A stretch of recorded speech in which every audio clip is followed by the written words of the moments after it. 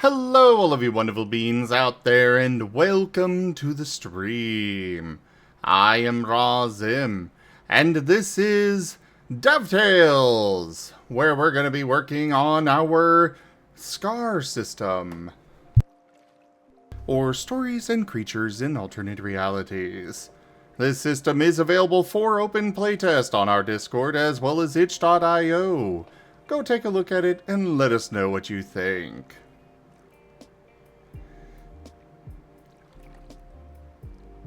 The way it is, Cosmo, yes, it is cute. We also have Plastic Duck Simulator in there in the upper right because ducks. Which apparently there's a new map, so I'm going to enjoy checking that out. Ooh, that looks like a fun map. What did that say? Virtual Therme? Okay, I did misread that. Good. This is, quite the map.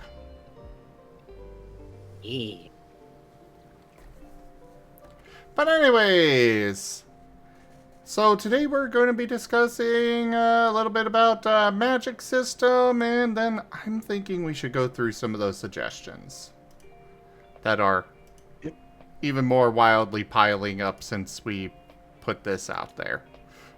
Yep. Not to mention that Era also put a lot of suggestions, so. Ah.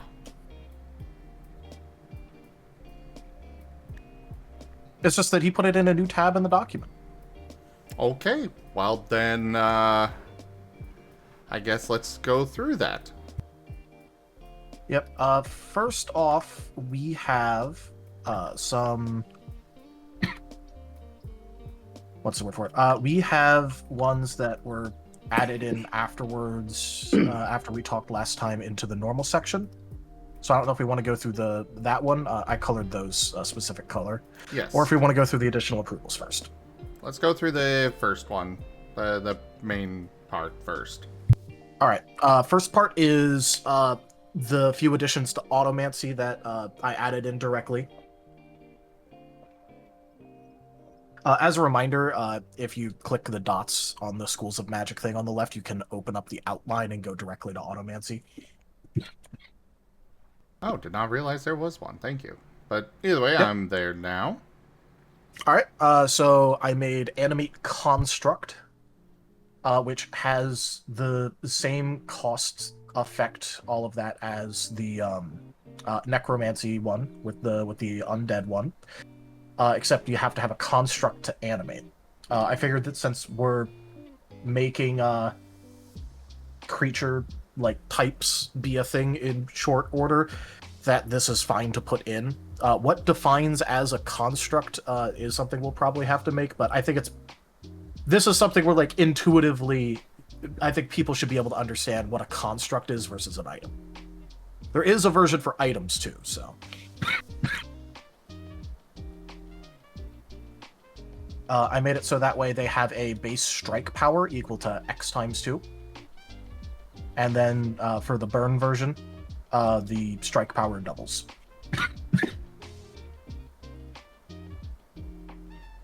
To note, I also put the same strike power scaling on the Arise version of Necromancy, because we needed to have something and we kind of just agreed that strike power is the way to go.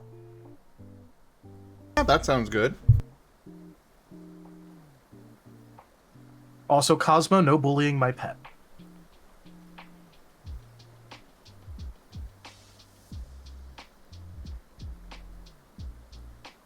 Don't make us roll up a newspaper. No bullying the EB. Anyway. All right, item. I suppose one moment. Epic.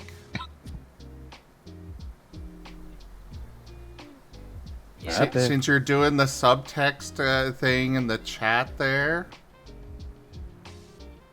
go ahead and make your case for why you're not cute.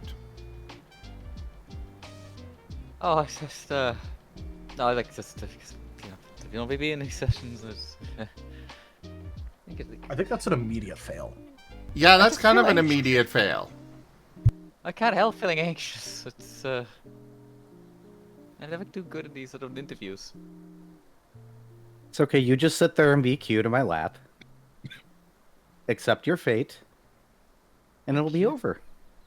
I'm not cute though. I'm just anxious. Cause I'm feeling very out of place. Yeah, You're but always right. the way What? you're doing this is cute.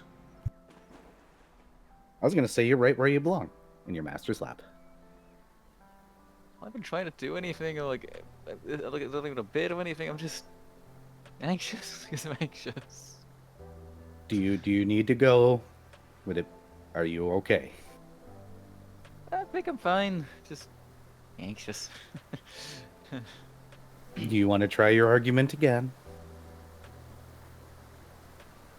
Yeah. Go on.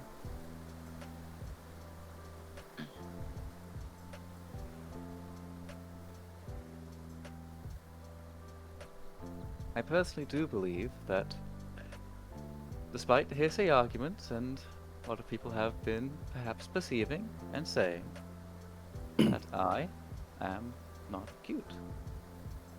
Despite the occasional occurrence that may seem otherwise, I am not an adorable creature or puppy. I am merely myself. Whatever form I might take, that may or may not be perceived as cute, is merely personal perception, rather than an objective reality.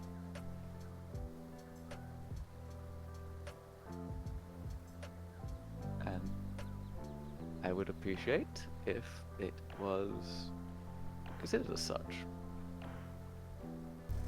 Okay, understood. Yes, I am considering that you feel that way. My counterpoint on this is you yourself are cute. I mean, yeah, you've got all these the cute pupper form and all that, but that's just one part of why you're cute. I'd like to state I'm kind of shocked by an actual argument given by somebody in the front of the council for once.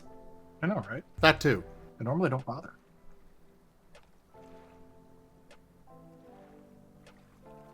Be it as it may, I may have traits that may just make me perceived as cute, even as my personality might provide it. These cannot be entirely discredited from being personal bias of those observing. What is cute for one person may not be cute for another, and it is hard to judge objective cuteness. However, While your argument is good, I'd like to posture that we are dragons and we are absolutely correct always.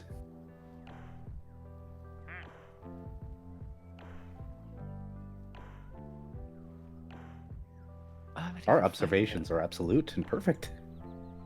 How am I meant to fight that? Like, any argument I can make is just like could just be like, blocked by like nuh-uh. How do I even argue this? You have found out the secret of the Dragon Council. You don't.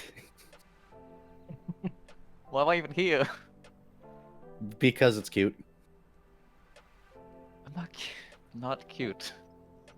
Not even for me.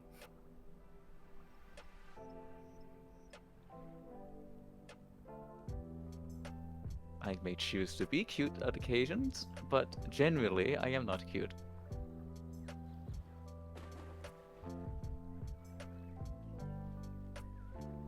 The times I am cute are generally just for personal benefit of me acting that way. And that is all. It's a conscious choice to be acting as a cute individual and not a continuous state of being. Therefore, I am not cute, I merely acted. So your argument is that you're not cute, but you act cute sometimes.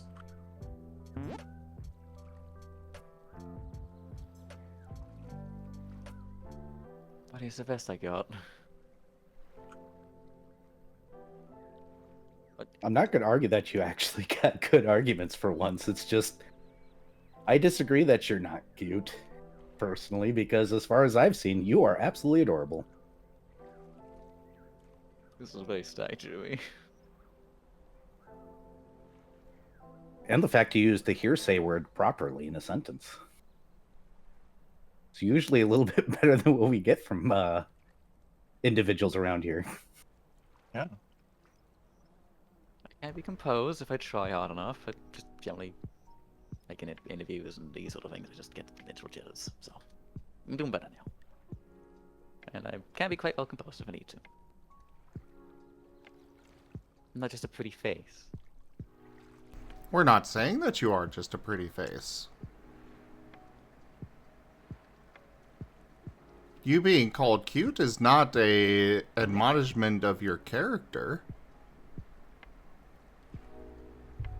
You are also a sweet bean.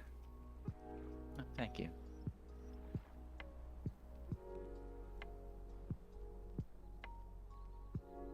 I do appreciate a good compliment. But I am not cute. So A prudent choice. I rest my case. Protozerva. So that. Protozerva, thank you for the follow. Welcome. What was that? I do believe I rest my case. I don't believe I have much else to add, unless I'm just responding to other people's arguments.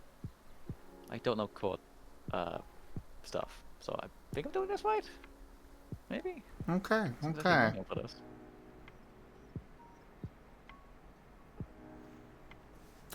I rule mostly cute.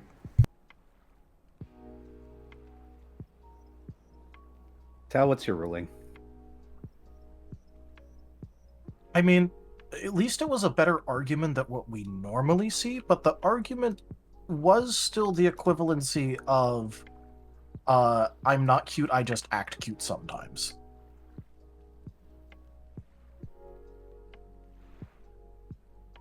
It's a weak argument, but I guess it exists.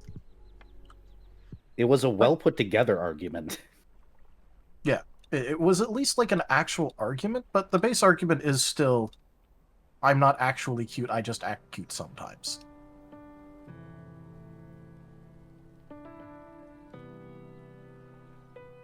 So I'm assuming you're ruling cute. Yeah. I'm going to lean with Sim. I'm going to lean to mostly cute, especially when I ask.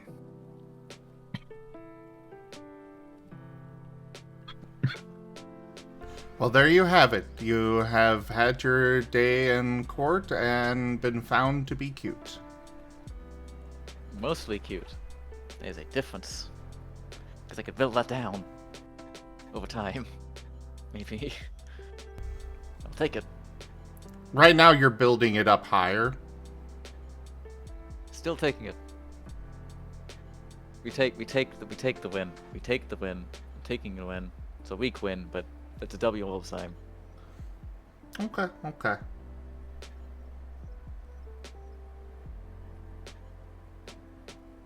I was expecting. I wasn't expecting that strong of an argument. So there you go. Do you want to go now, or do you want to stay here in my lap and listen in?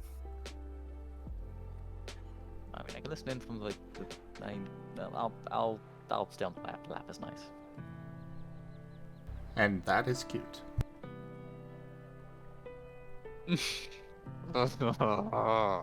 Not cute. Alright, so back to the proposal stuff.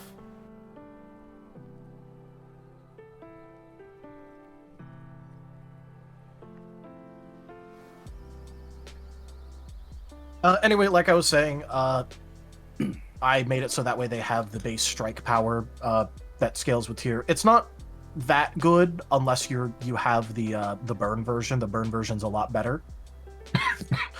But also, like, you know, if you use proficiency and then, like, you know, you can give them weapons and the like. I'm sure there's ways that you could mix words to make them stronger if you really cared to. Yeah, there is. Animate item works at a similar level, slightly cheaper. And it scales strike power less, but that's because the thing that I had in mind is if you animate a weapon, it keeps its base power, its minimum base power.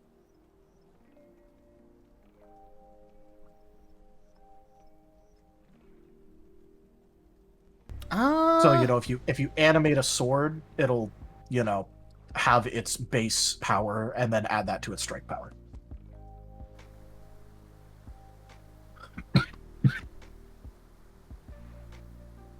I agree. My only concern is in the key. I think we actually should separate item and weapon. Actually. Because, like, if you just want to animate an item, a random item on the ground, it would not have the same power and such as a weapon, but trying to classify them together, I think, does a disservice rather than help.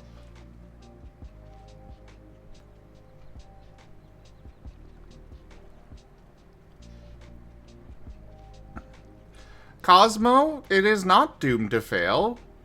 Epic was downgraded from cute to mostly cute.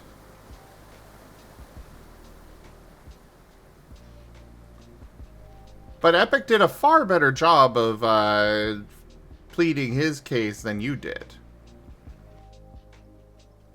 Yeah, I mean, he did have like an actual argument. It didn't really resonate with me, but I recognized there was an actual argument made.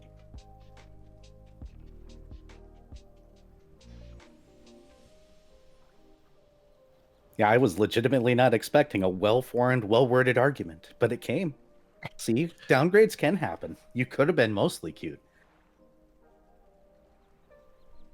Could have even wound up with the not cute at all. Like, that is possible. We are reasonable. Anyways, back to this. I would say animate item would be one, just X emotes, not times 2.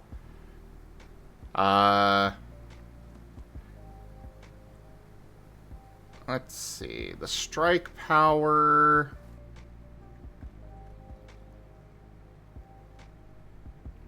I think just make it so it has strike power equal to. Yeah, that We works. should base it on the tier of the. Could always base it on the tier of the weapon for the animate weapon. Well, it is. Okay. Yeah. The expend version doesn't count for the weapon itself because that already scales the base, but the burn version does go X times. I guess I should say, weapon. Yeah. Tier.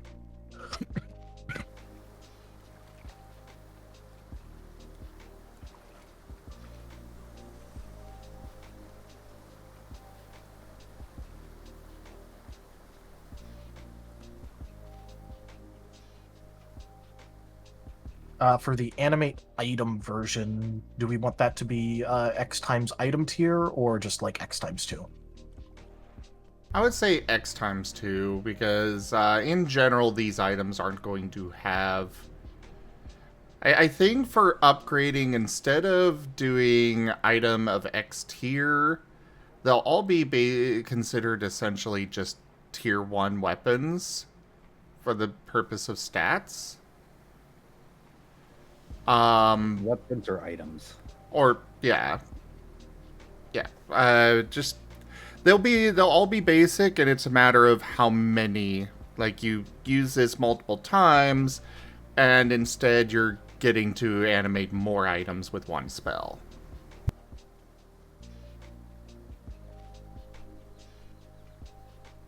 So, for instance, for like the burn version, it changes creates X non-weapon item minions. I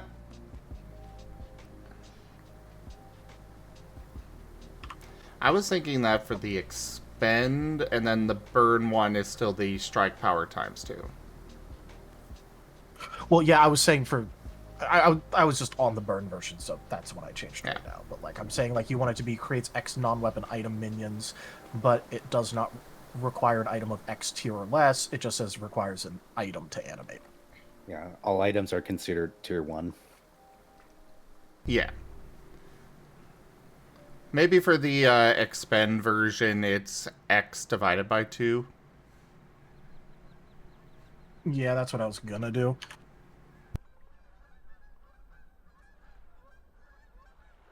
It does already kind of scale based off of the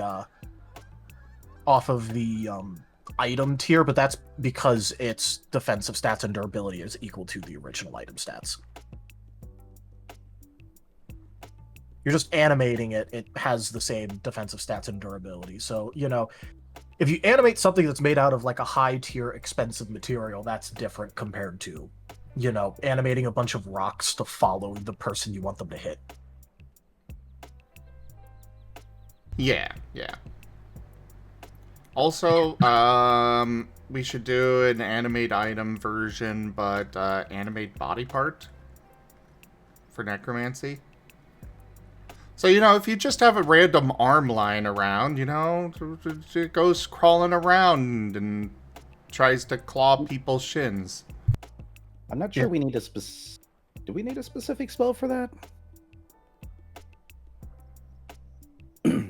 I don't I guess think we technically. need one, but I think having that separate would be good. Because technically you could consider that arm an item, but... Yeah,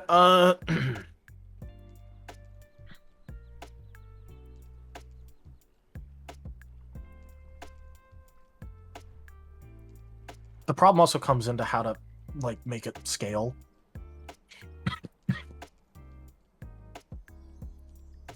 Why don't we backburner that one for now? Yep. That way we can Put get it- through the list and we can, I was about to say, we do have a lot of things to go over. yeah. Put in the copy up there and just highlight it so we know to go back to it later. So instead of animate item, like, arise limb. Yeah. Arise, limb. Arise, chicken. All right, and then it's got the same highlighting that I'm doing for the other ones that we'll go back through, which is the yellow, the light yellow. Yeah. So for animate construct, animate item, and animate weapon, are these fine as they are now? Yeah, that's looking good to me.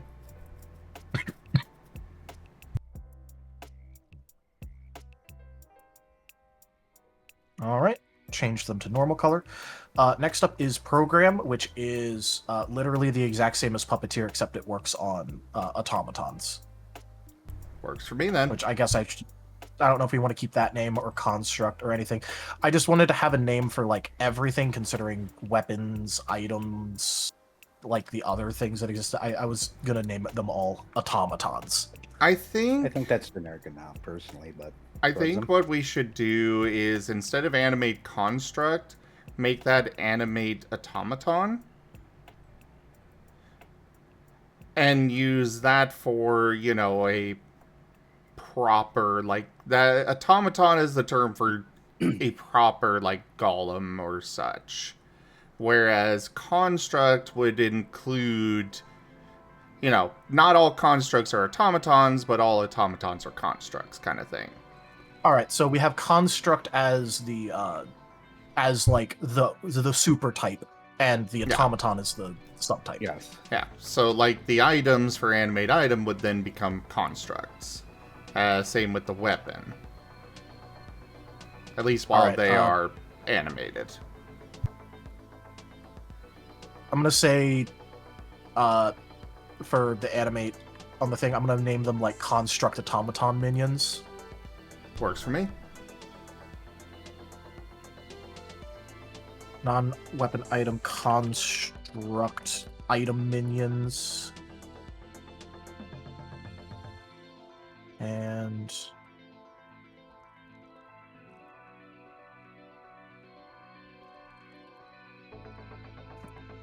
all right.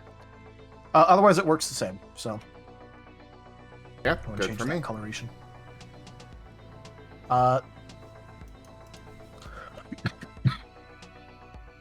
Next up, scrolling down, we should probably talk about Mark, because it's one of the highlighted ones.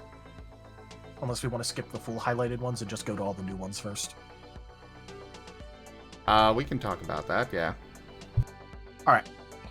So, Mark, I still think it's highly useful for how it exists right now, especially considering, it's cheap in terms of motes, EXP, and it allows you to do a lot of fucky things. Like, a lot. So, like, personally, I think it is, like, a really, really good X-cost mote spell. Are It's, we like, erasing cheap my... for what it does, in my opinion. Is this including my parentheses, or are we removing my note? I'm not even including that right now, because being able to have an expend version where you're able to know the direction items are for the next X hours is still pretty useful, in my opinion. Okay. But, obviously the rest of you can pitch in on that.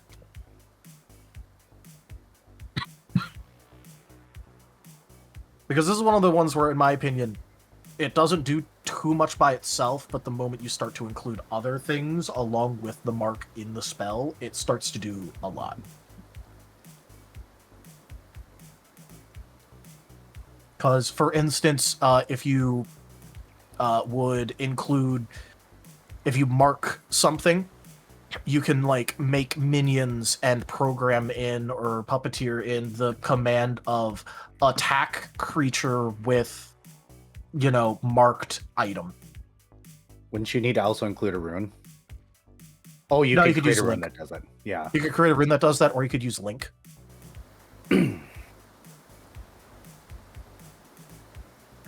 But I'm just saying, like, Mark, you can do a lot of things with it, especially the burn version, where it combos very, very easily and heavily. The burn version we with can leave ability to targeting. Go ahead. Sorry. I think it's good. Maybe for the burn version, it should be ×2. It does change the days, but I can change. Oh, you mean the... Do you mean the Because mark of up the the- X entities? The ×2 modes. Fair. Mostly because of that last line where you can target a marked entity for a spell as long as you can see them. Yep. Which, combined with other things, creates fucky. Yeah. I'll just delete my comment then. If we want to scroll up, we also had that coloration on Resurrect.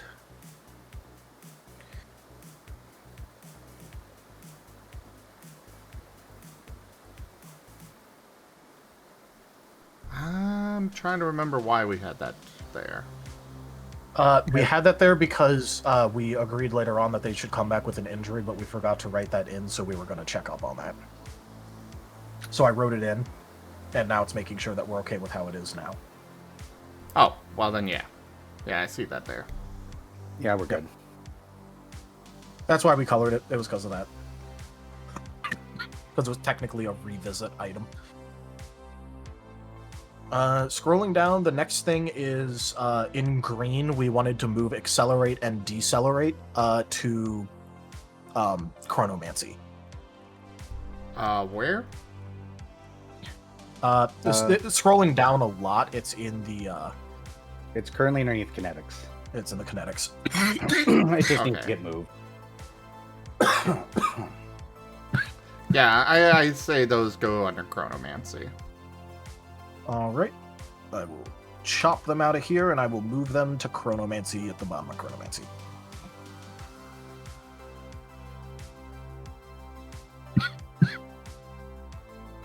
Chronomancy, you're so expensive, but you deserve every bit of that expense.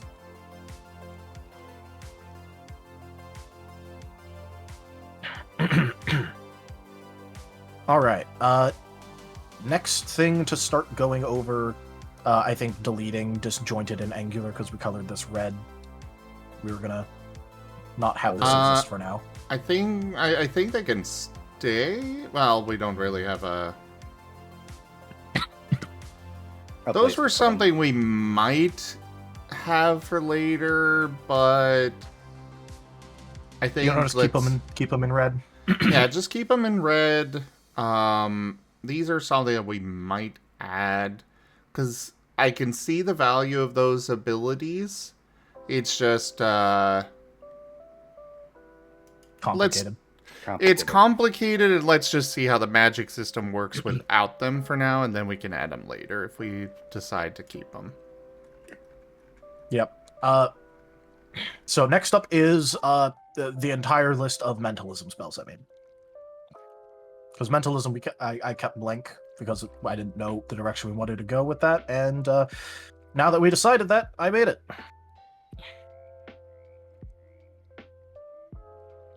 All right, let's do it. All right. Starts out with the thoughts, which is basically the peer into target thoughts. Expend version X times 2 motes. Be made aware of X of the target's current surface level thoughts for the next X rounds. You may choose when to read a thought as a free action. Can concentrate. So basically, when you cast this on someone, and you successfully cast it on them, you have up to X uses of effectively like a read thought to read what they're thinking, and you can choose to do that whenever for the next X rounds or until your concentration drops and you've used all of your charges of it effectively.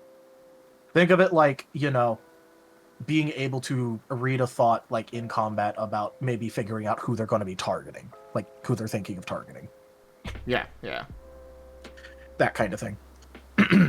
The burn version triples the amount of thoughts that you're able to read and changes it to minutes. So you can read their thoughts for the next few minutes. Sounds good. Yep. Pretty cheap, decent effect. It's a big enabler for other things in mentalism, which is why it's important.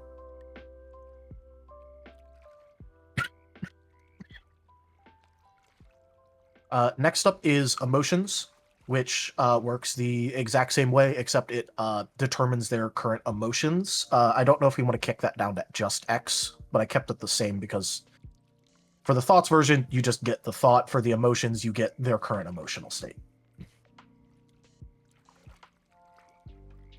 I think just X motes. All right.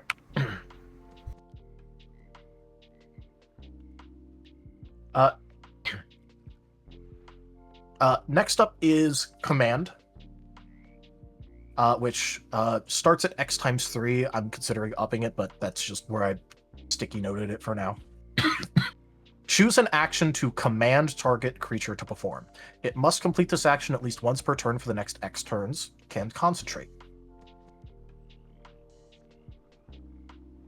So, like, you can pick command, let's say drop weapon or something, and then that's the word you have. When you use it, you can try and command them to drop their weapon. And if they have a weapon in their hands for the next X turns, they have to drop it. Or let's say you pick brace, you can force them into bracing for the next X turns, regardless of what else they want to do. They have to spend at least one action bracing. So if you choose sprint, they have to spend, they have to sprint. You choose an action and they have to complete it.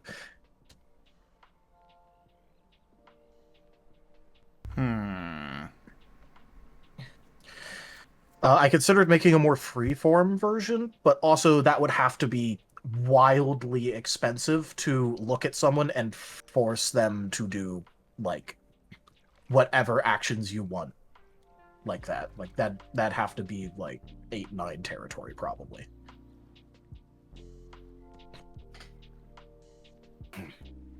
It's pretty common for them to be one-word commands at earlier levels, so I'm fine with it. Yeah, I'm good with it. Same with the burn version. Yep. Importantly, for the burn version, the target is not aware that they have been forced to perform the action.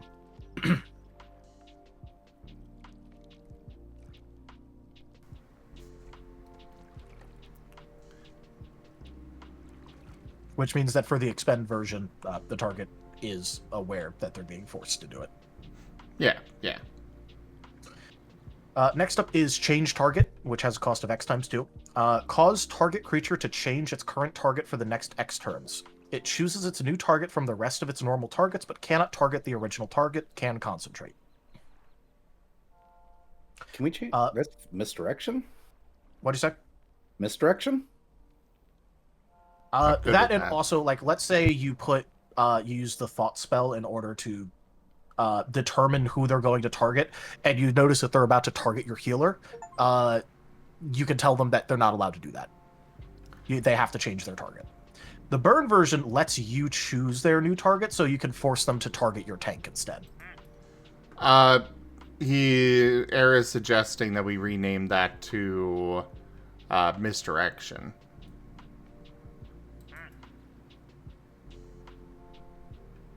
Which I'm okay sure. with. Or redirect. Yeah, redirect works as well. Yeah, that would work. Because misdirection sounds like an illusion spell.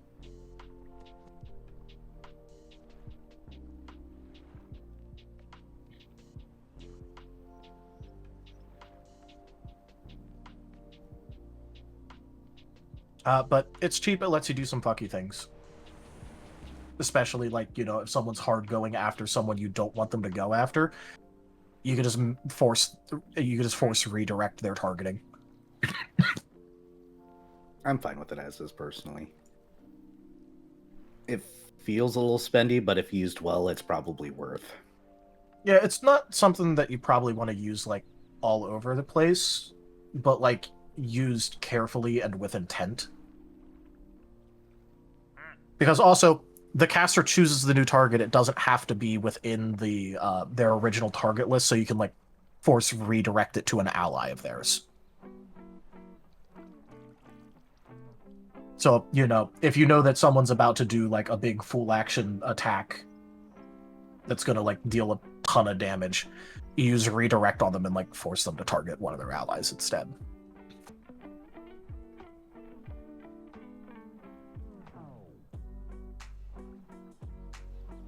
Good night, Merle.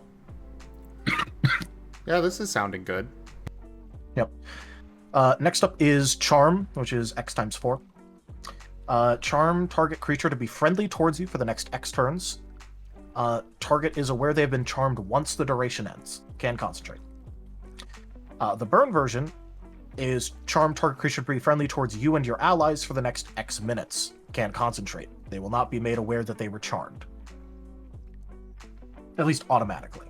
They might be able to figure out, like, a different way when they think about it more, but, like, they aren't automatically made aware. Works for me. It doesn't force them to change their loyalties towards anyone else. It just makes them also friendly towards you. Classic So, charm. if you cast this on someone, you could just make them sit out of the fight.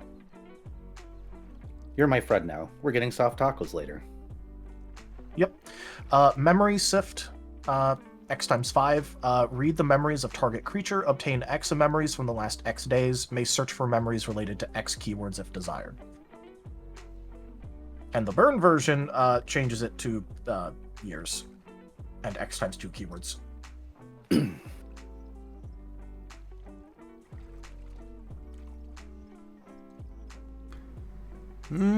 Yeah, works for me. Yep. Okay. Delirium. This one's interesting. X times 6. Target creature cannot distinguish from friend or foe for the next X turns. Every turn rolls a d10 with even results meaning they see everyone as a friend and odd results meaning they see everyone as a foe.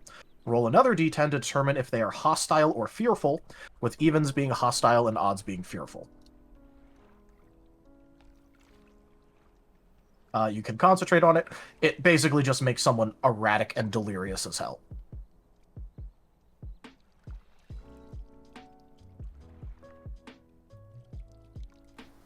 The burn version changes turns to minutes, and makes it so the caster may instead choose the results every turn if they desire.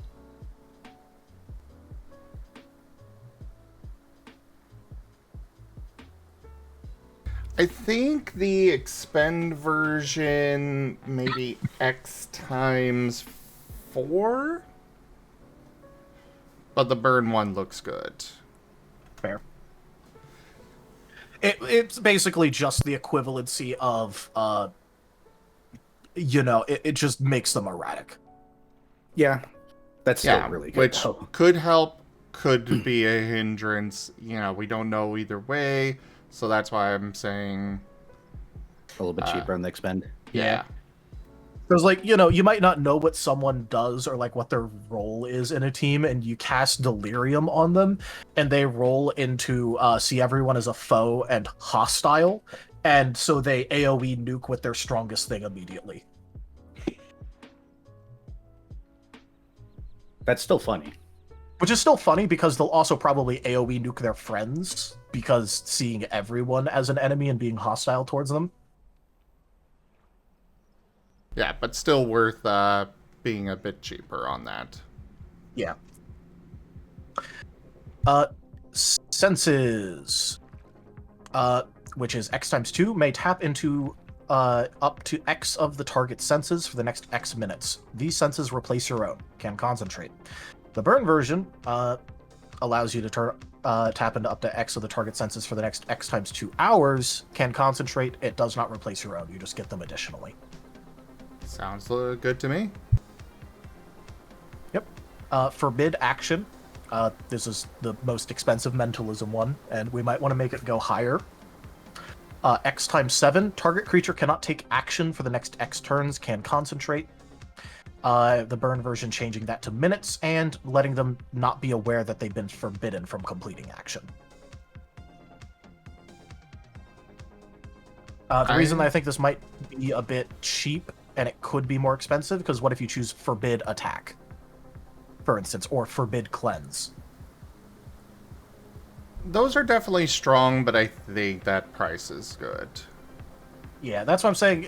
That's why I was fine with leaving it at times 7, but like I could definitely see us wanting to kick it up, maybe.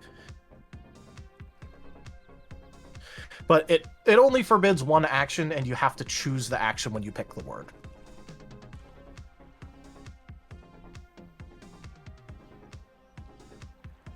A really funny one is forbid move, so they're literally not allowed to move, and you cast it on anyone trying to, like, escape.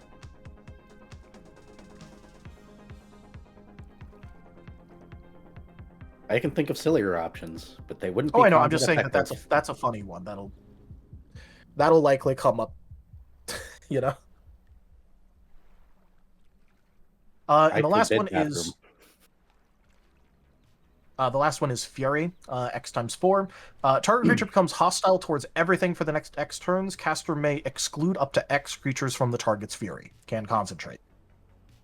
The burn version, doubling the amount of creatures that you can exclude and changing turns to minutes. Can concentrate. I'm almost tempted to say put that one up to 6. Because it's almost like Delirium, except better. Fair, but you can't use it to make someone, you know... It's sort of like... It doesn't make them, friendly towards things that they're already hostile to. True. It doesn't say that, you know, it changes their opinion of the people that are excluded. It just means that they're not affected by the Fury part. So if they hate you anyway, they'll still attack you. But this is also extra useful for, let's say, you have a multi-target on this. You can use this to, for instance, change an entire like enemy squad to have Fury while they're with everyone else, and exclude everyone else in that squad from having the Fury effect on each other. So they just, like, as a team, go and maul whatever they can. Or, like, let's say you want to make it so that way there's one person in particular you want this guy to attack, exclude all the people around them except the person you want them to attack. It gives you a limited amount of direction over their rampage, but it doesn't make them friendly towards you. We lost Enja. Oops. Oh no. Bye, Enja. Bye. But does that make sense for the Fury? It does make sense. I'm just not sure if...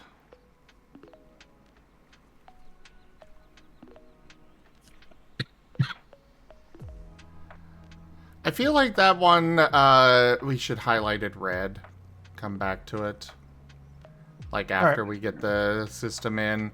Because part of me is saying maybe we should make it instead instill emotion or something like that. And have different effects based on the emotion that you're putting on them. But because it does... It feels a little too similar to Delirium. I know that there are differences, but it does feel too similar.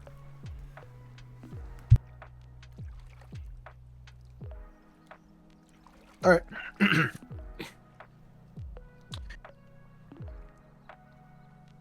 But other than that, I'm going to go ahead and unhighlight the rest of the mentalism tree.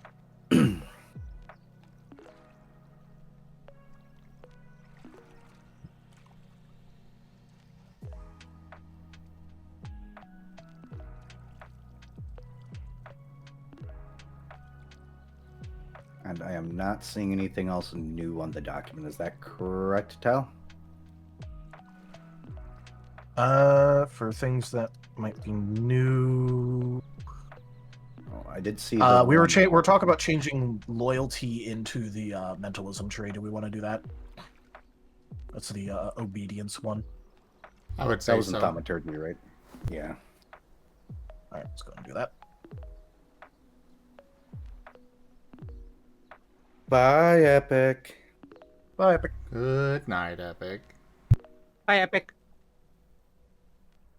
Beyond that, just double checking. We're holding on alteration until we have other things in place. Same with the Entropist. Tempest, and Entropist comes last because we need the rest of it to know how to make Entropist work.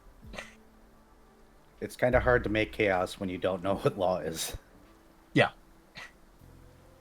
But beyond that, yep, that looks like everything that was added since we last talked about it. Scrolling through, yep, that's it. Yep. That was all of our items for the current list. So on to additional. Well, next thing I think we should cover are some of the more foundations, XP costs, as well as action costs as a whole. Which Yeah, I so I don't did think write some we've new things actually- in magic mechanics. Yeah, I don't think we've actually gone over, in particular, the... brain does not want to work on this. The action costs. But yeah, let's go and go over magic mechanics themselves before we go into more spells, or more words.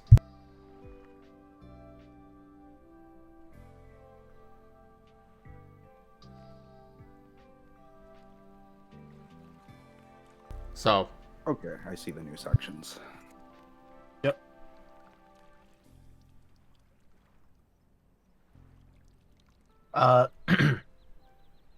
So first off, there is vessel tiers.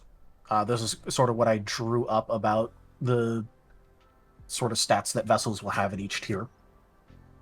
It's tier times 10 motes and tier times 5 durability, with the exception being legendary, which just goes to 100 motes and 50 durability because legendary. legendary just... This is just a breaks all the rules. recommendation. This is just a recommendation for things. It's just, these numbers kind of worked out, and like the nice part about vessels and how they work is that since they don't directly refill themselves, even having like a higher vessel storage doesn't affect the rate at which you regain your motes. So if you empty your vessel, it relies on your natural mana regeneration to refill it. So having a higher vessel doesn't solve everything, it just helps. Yeah, that looks We're good. fine with those numbers. Cool. All right, catalyst tiers, because we have temporary and permanent catalyst. They work very similarly, slightly different. I made it so that way for tiers 1 through 6 of Temporary Catalyst, it protects from tier damage in case of miscast. Because remember, Temporary Catalysts aren't that good at protecting you. It's just more about providing the word. And you may have up to tier of the Catalyst word attached to the Catalyst. Permanent Catalyst work in a similar way. Except it just loses durability equal to damage prevented. But it still protects from all damage. I didn't know if we wanted to just draw up specific durabilities for the catalyst as well, or if we wanted to base that off of, like, maybe items.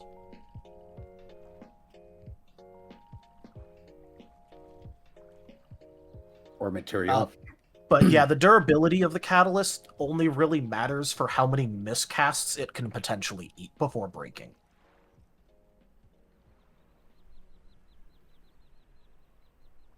For the legendaries, I went with up to a tier 10 word.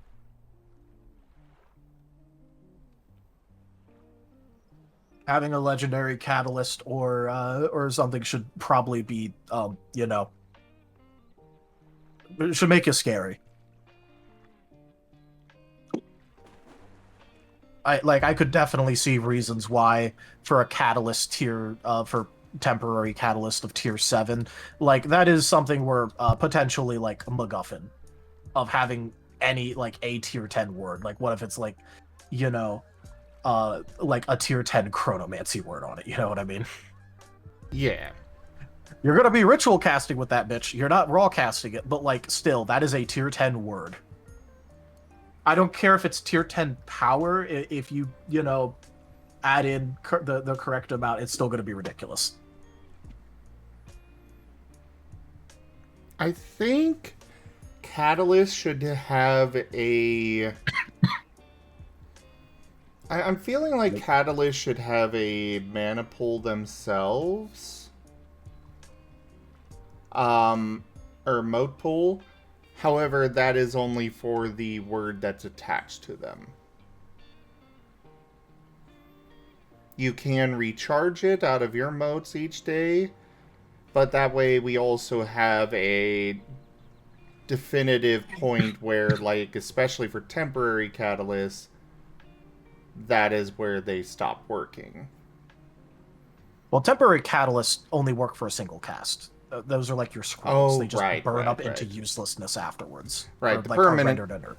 Yeah, I'm thinking the permanent one, like the wands and such, you know.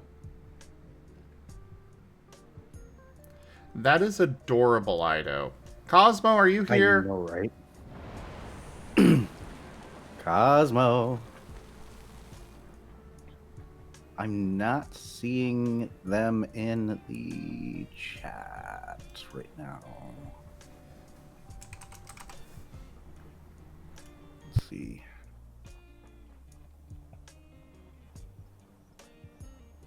No, he's still in chat, or in the chat list. I don't know if they're paying attention, though.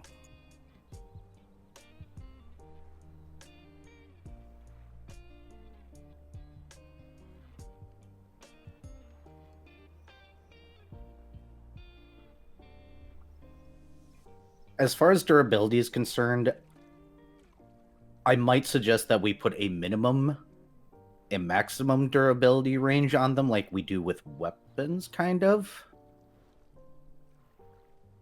Maybe. All right. There's Cosmo. Cosmo, you have gotten art. Right now, yes, you may dox, but in general, during DevTales, don't, please. But here you go, Cosmo. You got some fan art.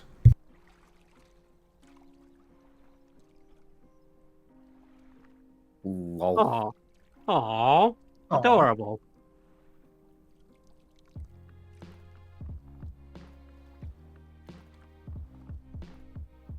See? Tackling the Eevee was cute. You thought Hey I guess it's also Satar, technically... ducks_all_around is sending you a hug. I guess it's also Okay. technically... I guess it's also technically art for for ducks too. That too.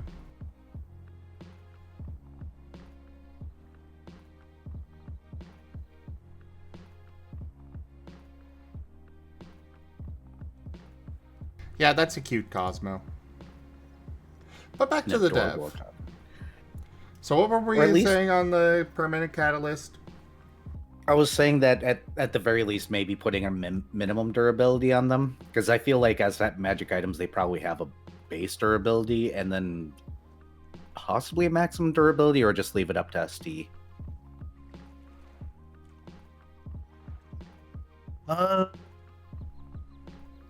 Because we could do it material based or something else, but Because I do worry have about- material math.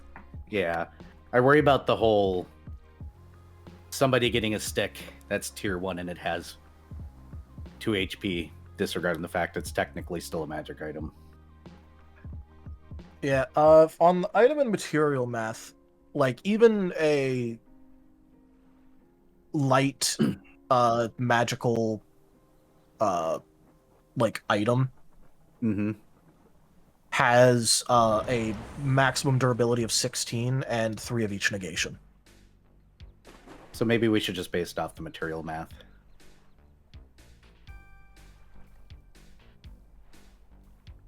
And give it a small boost per tier or something like that.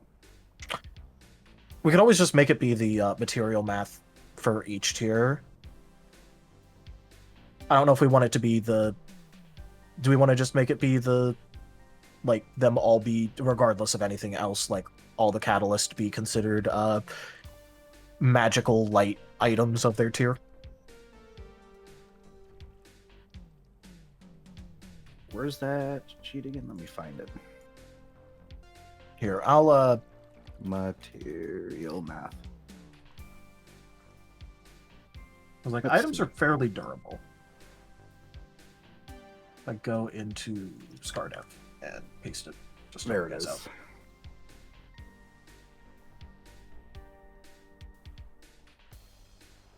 Yeah, I've got that document here. I still need to put it into the main doc. But they are fairly durable, but also I would not necessarily personally I would not consider, you know, a tier 1 wand to be that magical. That is, you know, you picked up a stick, you put a couple of runes on it. Yeah, it's got the ability to help you with your casting, but that thing is still just a stick. So I'm Should we- personally okay with it being breakable and such. And just using the same math as everything else. We could just make a material based period and leave it up to ST discretion, at which point. Yeah, because there are also rules for, like, you know, the thickness for determining how durable something is. Because a giant iron rod is probably going to be more durable than, you know, a little wand stick, too. So maybe just ST discretion.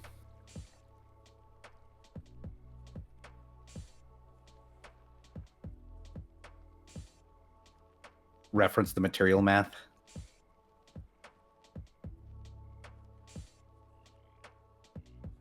Yeah, I think so.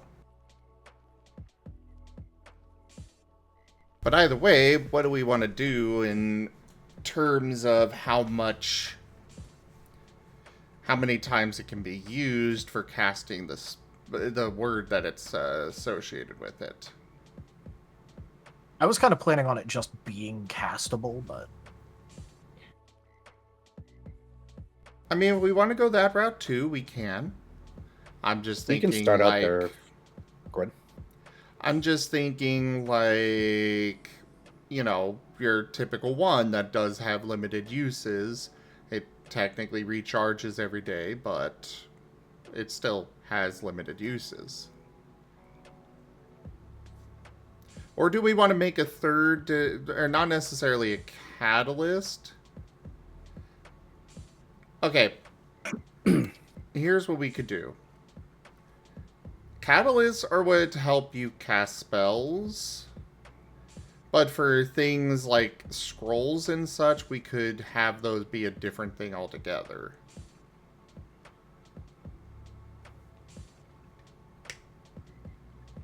Possibly.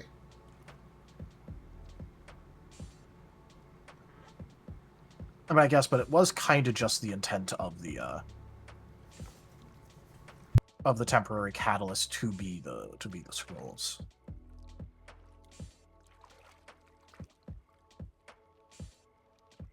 Ooh, we are gaining a Whiskers. Whiskers.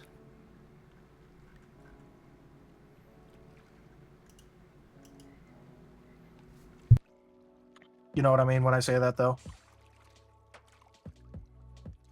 So it's like, I don't know how problematic it's going to be of... One thing we can do is make it so that way they provide... Let's see. What if we make it so that way they provide... How to say this in a good way?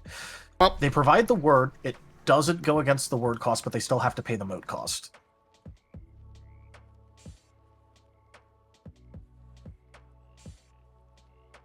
one of my things here is just considering wands. You know, things where the storyteller could give a wand that has limited time uses. And welcome in, Whiskers. Whiskers. Hey, Whiskers. Wouldn't that just be a temporary catalyst then with more than one use? We could put in that it has that they can have more than one use, but by default they only have one. We can just make that note. That's probably a better way of doing it. Okay, let's just do that route then. Yeah, temporary catalysts probably have the mana already put in them for the spells to be cast. Anyways, a permanent catalyst is your staff and one that you cast from. So you probably still have to pay the most cost for those. Yeah, that's what I was thinking. That'd be the easy way of handling it, make it clean. Alright, give me one moment before we continue so I can send stuff to Whiskers.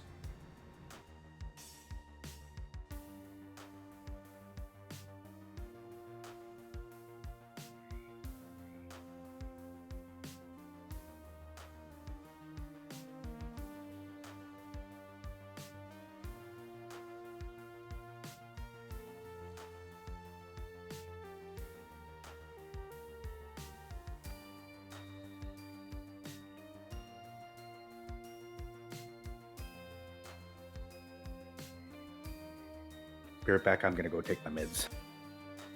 Alright.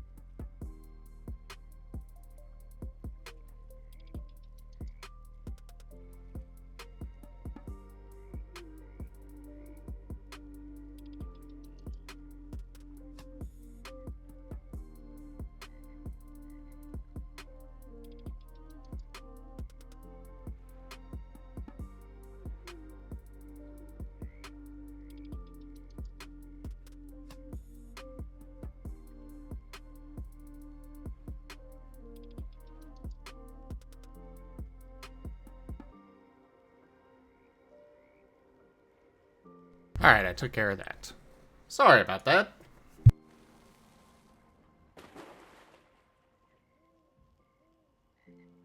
Alrighty. Alright. Let's go ahead and move to the next spot. Looks like XP costs.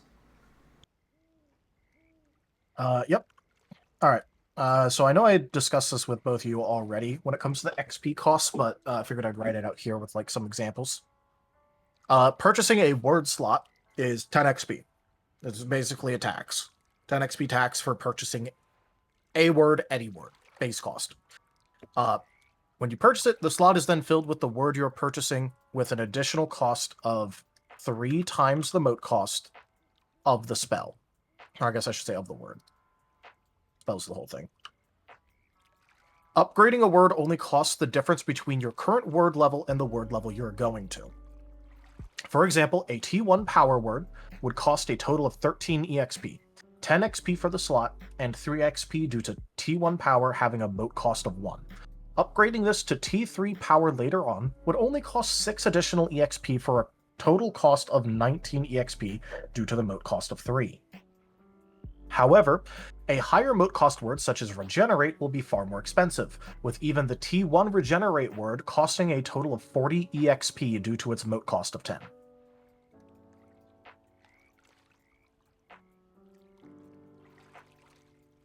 This means that every tier of regenerate that you purchase would be an additional 30 EXP for every tier.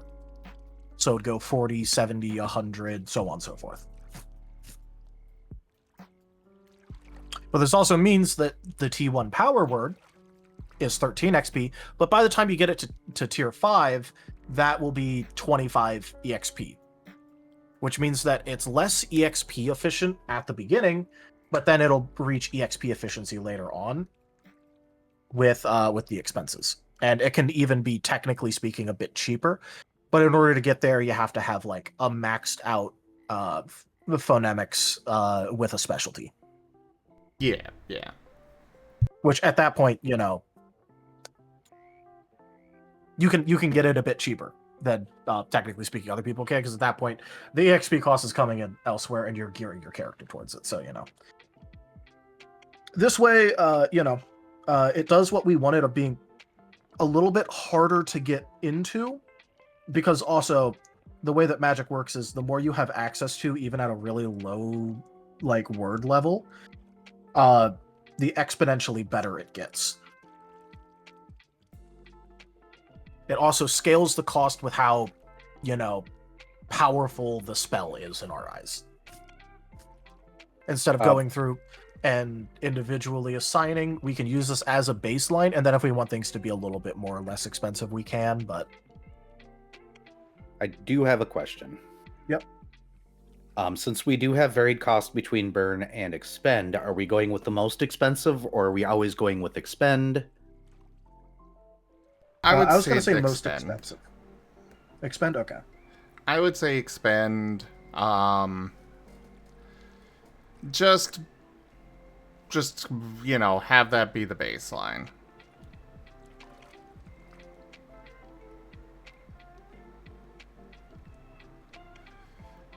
Because we already have the tax on there. I don't think we need to do it further. And most of them have the same cost either way.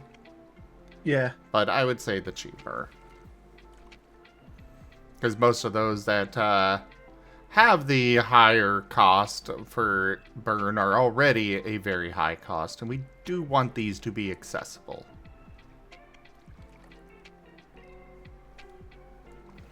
I already have worries that we're going to have people that are just not going to pick up half of them because they're just too expensive. Yeah. I mean, that's fair, but also, like, some of these effects need to be that expensive. Yeah. Considering that, like, you know, think about, like, some of the positive conditions that exist. Like, the grand total cost of most of those is, like, around 60 XP. And damn if they aren't worth that 60 XP, but that's still 60 XP for the effect. Yeah, that is them sitting there waiting and saving, and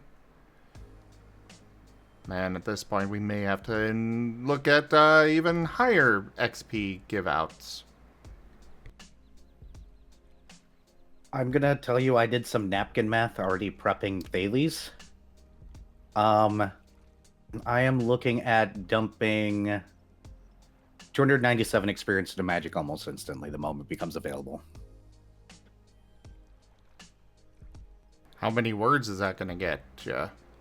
At what tier? 1, 2, 3, 4, 5, 6, 7, 8 words, tier 3.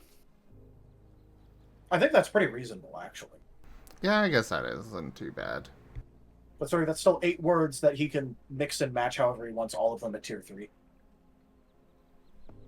Yep. And if he picks up the downcast feat, he can also downcast. Yeah, which I made sure to add in there because downcast alone would be so invaluable. But Yeah. I'll just show you guys kind of the initial spreadsheet math here of things I was working on.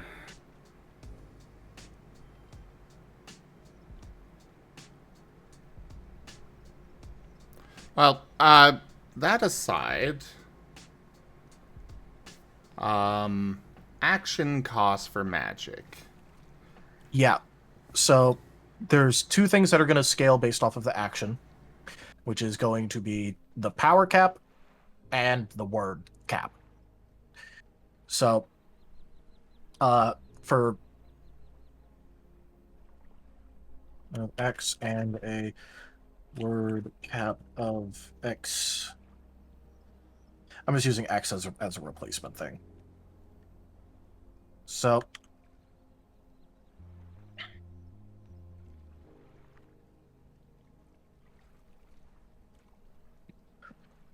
the way that this is going to work is I took the base growth rate and I kept the growth rate the same, but I made the base be different. So I basically treated it like it was one growth state behind. So that means that this should be 1 + 1 per...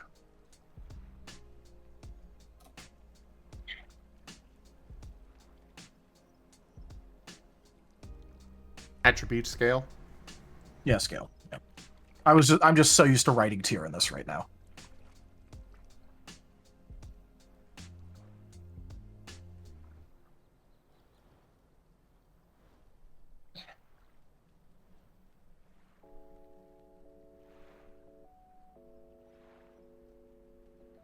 And then this one, it just goes to 4 plus.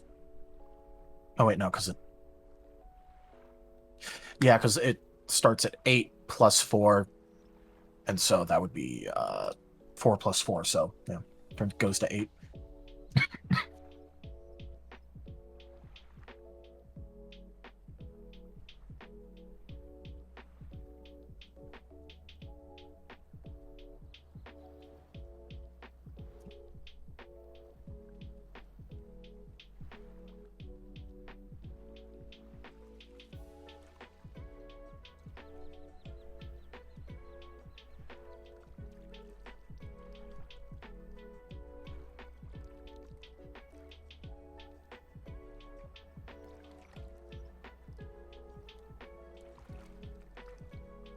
This is what I was thinking for it.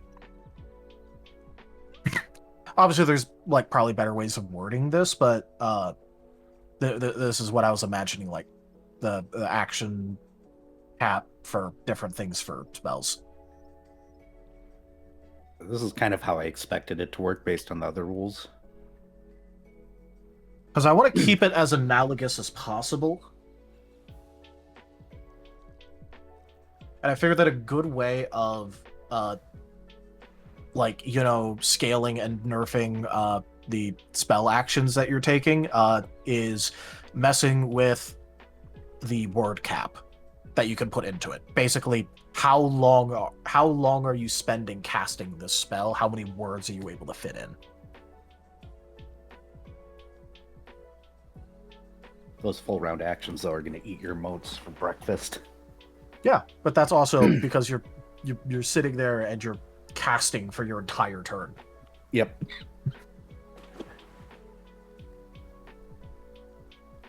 Hmm.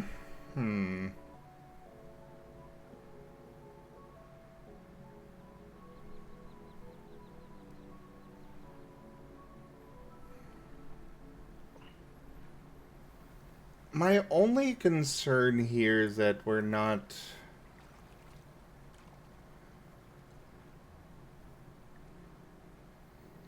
My concern here is that it doesn't feel quite the same, because with moves, you're scaling both the XP cap and power cap. And, like, Yep. spells aren't meant to have a huge power cap anyway, so that's not a... The spells aren't for dealing damage, really. Yeah.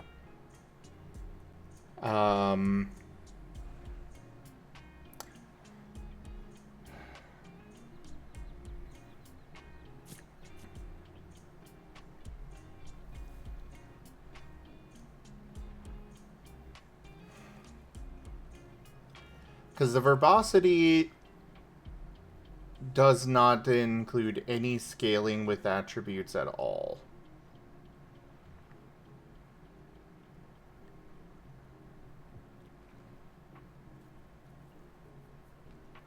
Yeah, but there's... If we don't want to implement an XP cap, that's the only other thing that we could really scale. Yeah.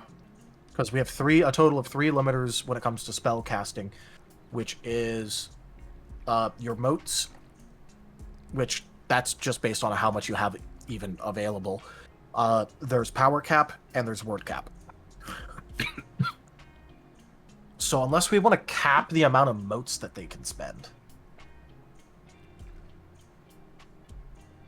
But that would be complex math. Which is why I opted for the word cap.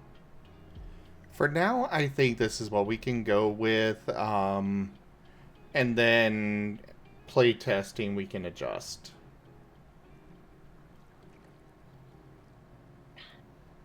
I think that's probably what we'll go with. Alright. Because I don't know if I like this, but I don't have any other ideas aside from just, you know, going a simple, you can only cast 1 spell per turn, period.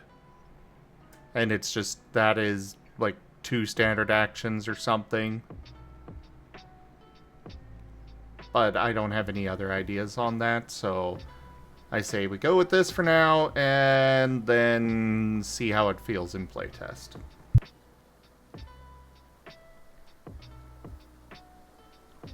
I'm pretty sure the 3 of us have already planned out casters, so... Yep. Vayne will cast things.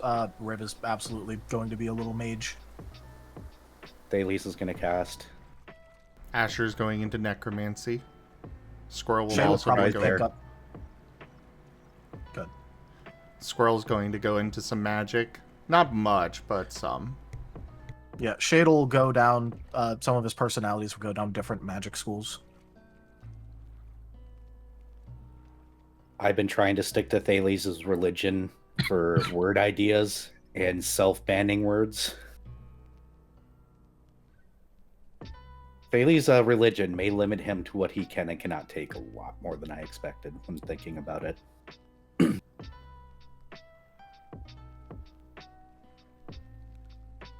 I get to be creative, yay!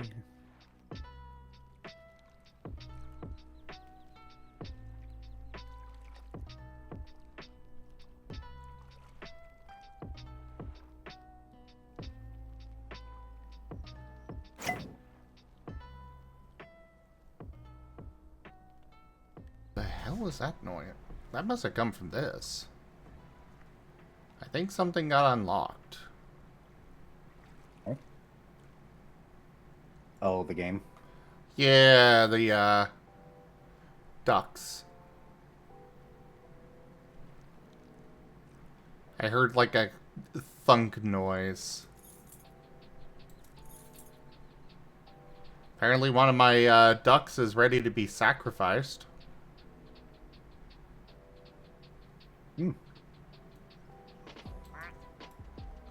Yeah, this map's been really neat. Like that, I don't know how that door got opened, but the door got opened. And there's that little, I'm kind of just chatting because I see Tao writing, so, you know. There's this little path right here that only the mini ducks can go down. Wait, more ducks are winding up.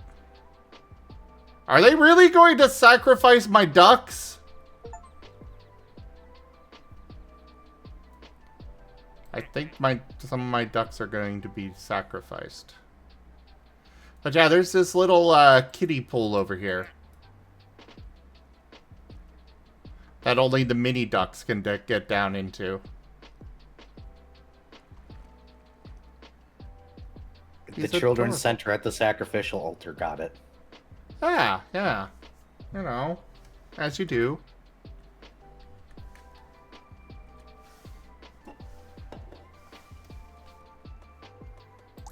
I went ahead and put in the reagent stuff we all already agreed to. That I was going to ask things like if we wanted to limit the number of reagents that can be used in a single spell. We want to have that scale off of, you know, different things. I would just have it as 1 reagent per word used in the spell. 1 reagent per word? Alright. Yeah. I don't think reagents should be... I don't think they're going to be a matter of requirement, but rather something expendable that you can pick up to aid in your spell casting. Yeah. I mean, that was the intent for them. For that, powering rituals better. Yeah, because they're probably mostly going to be used in ritual, or if you really dislike somebody in a battlefield, you might pull up. Yeah, if you have something planned out.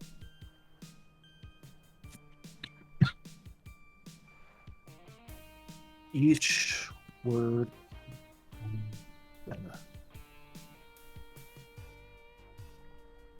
As funny as it would be to have somebody, you know, just pull out like pockets full of reagents to pay part of the burn cost. No, just 1, please. Kiss, kiss, keep it simple, stupid.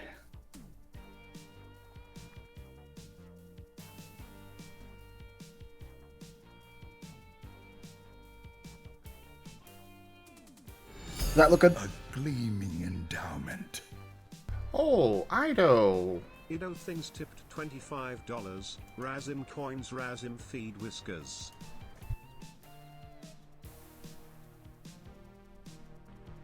Thank you so much for that tip, Ido. Send me the details for your thing. You know, ref, 3 keywords. Don't forget, everybody, Whiskers is open for dono doodles. $25 each. Just tip to the channel, send me a ref, 3 keywords, and you'll get a doodle doodled. A doodle doodle. A gleaming endowment. Another one, Era? I had an idea and it must be done. I had an idea. That must be done. Well, thank you for that tip as well. Even though the tip goal is full, you guys can keep going with this. We need a lot of support. Gotta get... things are just more and more expensive. You may check your DMs and see what popped in my head that made me have to. Oh my god. Evolved or Prevo?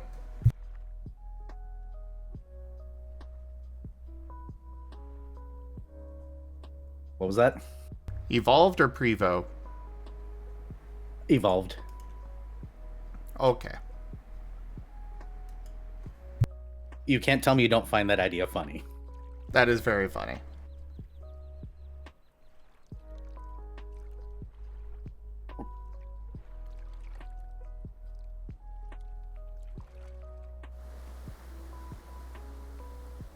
Hello, cat.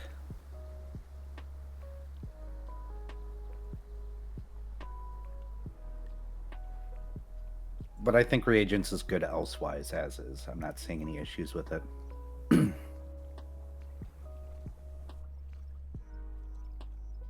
All right.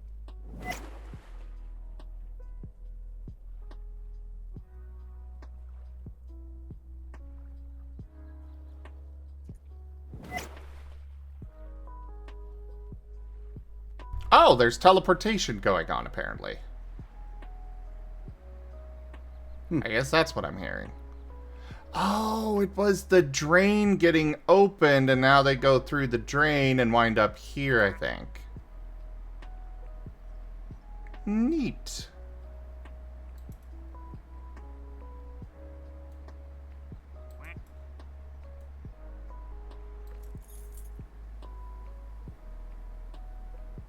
Okay, cool, yeah, okay. Alright, back on track here. Mala, stop messaging me while I'm streaming! Or while I'm doing this, at least. Very distracting. On top of other distractions already. Okay, so... reagents are able to be consumed when casting a spell. They provide a number of burn modes according to the tier of the reagent. So, I guess a tier 3 reagent would be... okay, 3 modes. Now... are type modes coming into this, or what? Yeah, because I know I mentioned this before. I could codify this, but for example, remember when you spend motes of certain types? If you have them, you can use them to power. What's the word for it? You could use them to power different words in the spell. Including if all of the spell is powered using motes that you have affinity for, you get stab on the spell. So we are going to be having, you know, potentially 16 different mote trackers? I mean, I wasn't Because I planning on thought it that going... was... it's one of those There things is- where I think it would be fun to have that, but I also, you know, it was brought... when I brought it up before, it was kind of shut down because that would make so much to track. But also, I still Maybe think it might be except- fun. We do have that very, like, long open space in the ability slots that I could use for a mote tracker.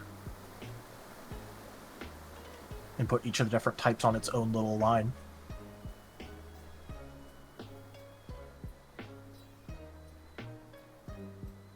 I mean, I feel like if you're picking up these things or the reagents, you're probably using them sparsely. I would assume reagents are an expensive thing. They will be. So I wouldn't worry about the individual mote tracker. I would just assume that they're items that you'd have to note down what they are. Well, yeah, but we're also talking about providing it, like, as a, like, being able to, like, look for and put motes of different types, like, into your vessel.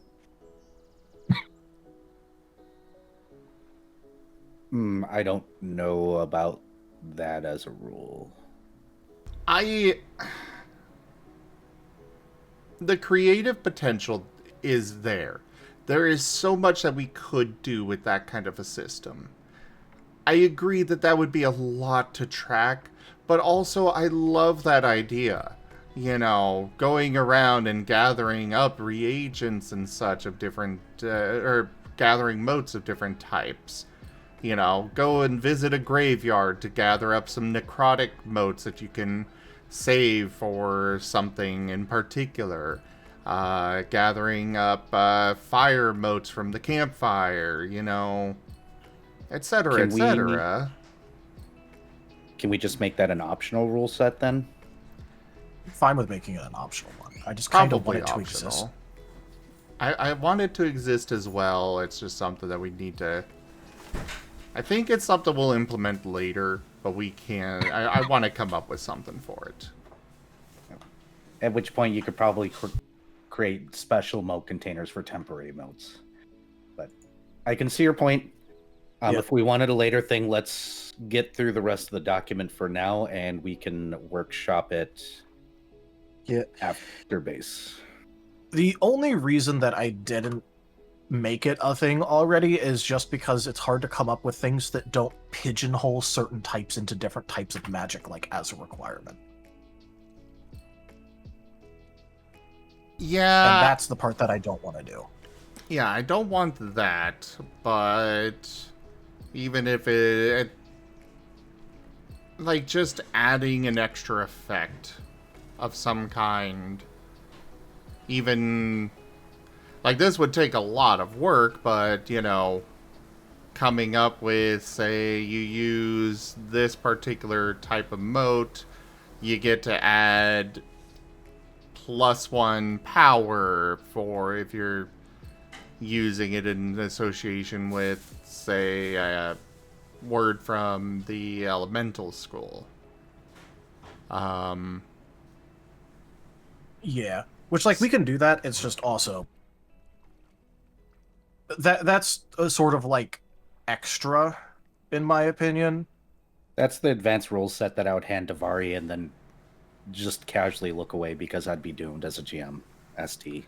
Yeah. I mean, I'm just talking about it also just as being like, it's nice and great, but it's also literally not required in any way for the magic to function, and I'd rather get playtesting on making the base of the magic system great rather than like the extra flavoring stuff.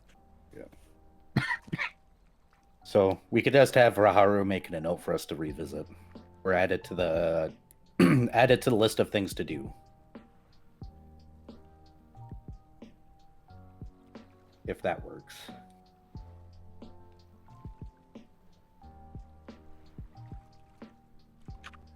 I mean, you know, I'm obviously fine revisiting it. Yeah, yeah. What do you need to revisit later? Bonuses for types of moats. Typed moat bonuses. As like I said, if I had a good way of doing it that didn't, you know, just like completely require that you like pigeonhole, like I would have done it already, but it's just kind of like an extra thing for now that I don't think is like Okay. it's kind of important to me, it's just not critical. Yeah. That's fair. It's not something that would be base. It'd make a good option rule. I can think of ways that you could do it in an interesting way. But best hold off on for now. Yeah, I think it'll be There's something we can work on. It'll be something that we can work on. Maybe push to the second book. We'll see. I think we'll just work on it and then make it like an optional thing anyway, so Yeah, yeah. like I'm not worried about it. Additional approvals time then? Yep. Neat.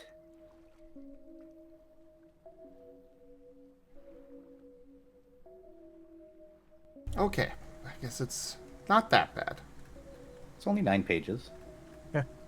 Still bad, but I do want to get into some of the suggestions from... Actually, considering the time, maybe we should move to the suggestions channel. Yeah, I mean, we have some there. We don't actually have that many directly in the channel itself, as far as I'm talking about the old ones. Not necessarily magic related. I'm talking about, okay. going back to the top of that channel and going through from there, because... Counterpoint, this is our last dev session before the next update, technically speaking, for like official ones. So if we're looking to put out magic, we should probably finish out the magic. Alright, let's do that.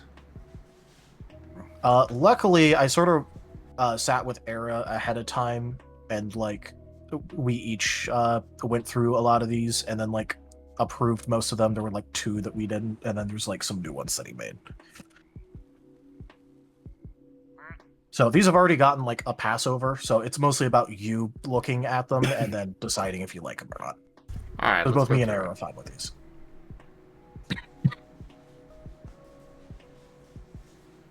Alright, so yeah. Take the floor, Era. All right, I guess I'm reading this time. All right, first and foremost, mend in automancy. Cost X tier, cost X monks returns X durability for X minutes. This durability is expended first if more damage is taken, aka acts like restorative healing but with durability. Spell ends if temporary durability is expended. It cannot be used on broken or destroyed items and can concentrate. For the burn, it goes from minutes to hours, and it is X2 durability added back.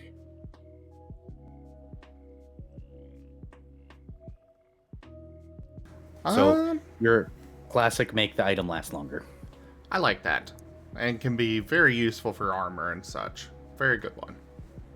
Yep. Another automacy right after it then. I hope you don't mind if Zim gives the approval, I'm just going to rubber stamp and move on, because Zim is only one. We both already approved it, so if he approves it, we all three approve it.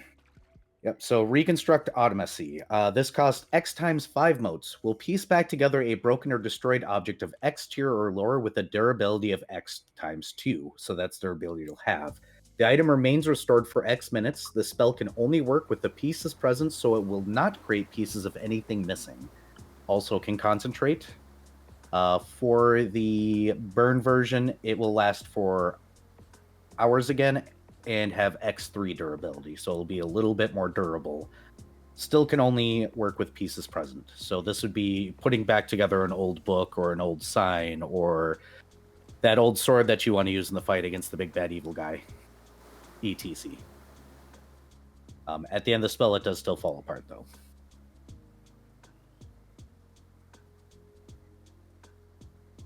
You can use this to refresh your armor in a fight, too, when it breaks, but also, it's a lot more expensive. I mean, if you're in the middle of the fight and the fighter's armor breaks, you may want to just spend the motes. Yeah, I agree on that. Oh, one sec.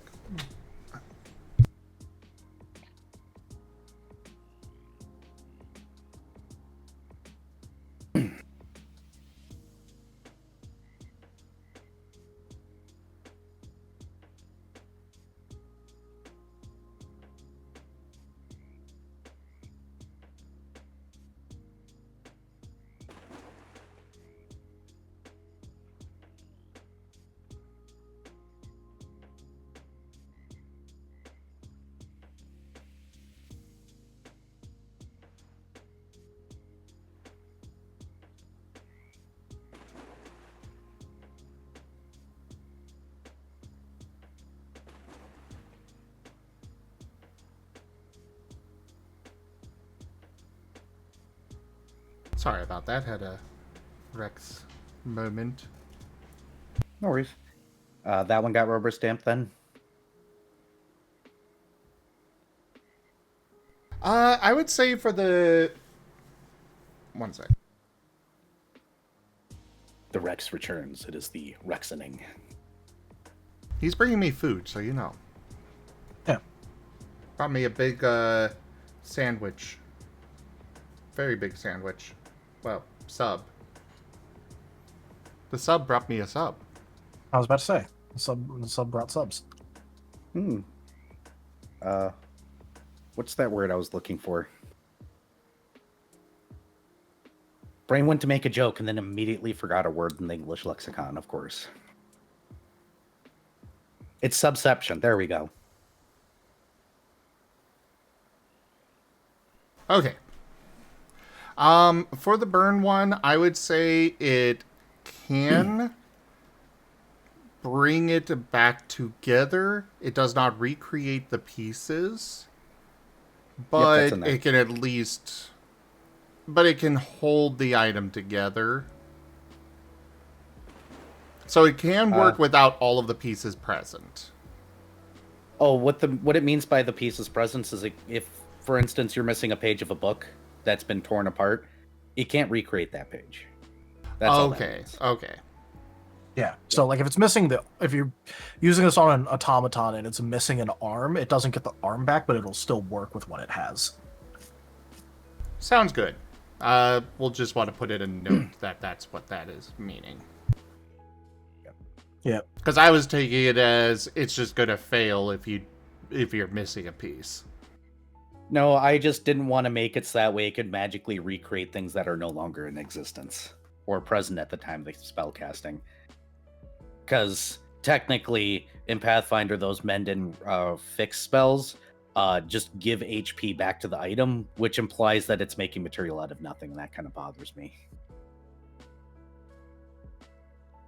You can't make something that isn't there. But if that's good, I will move on.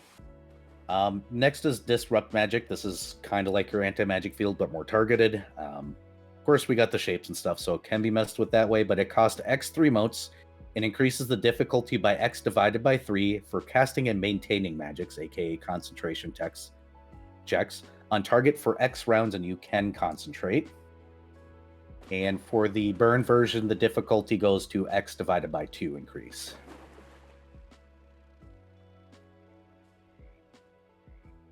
And I believe it lasts longer. It lasts for minutes instead of rounds as well.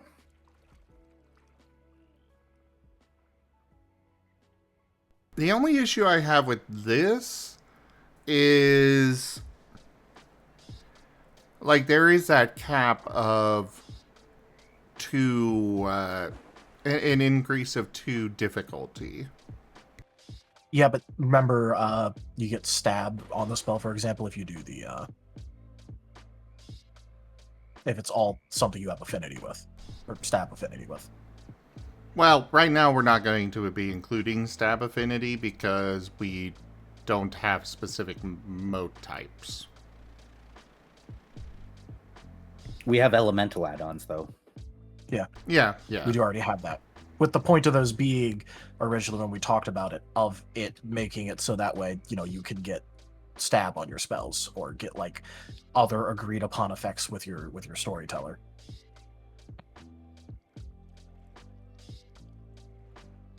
Yeah, I think that'll work, yeah. Yep. And then I've got the exact same thing for Disrupt Affinity Elemental. You name an element at the beginning, or when taking the word, of course. But it's the same thing, but it's disrupting a specific element. It's elementate. Yeah, which means it'll work on non-spell things as well. It's about the element.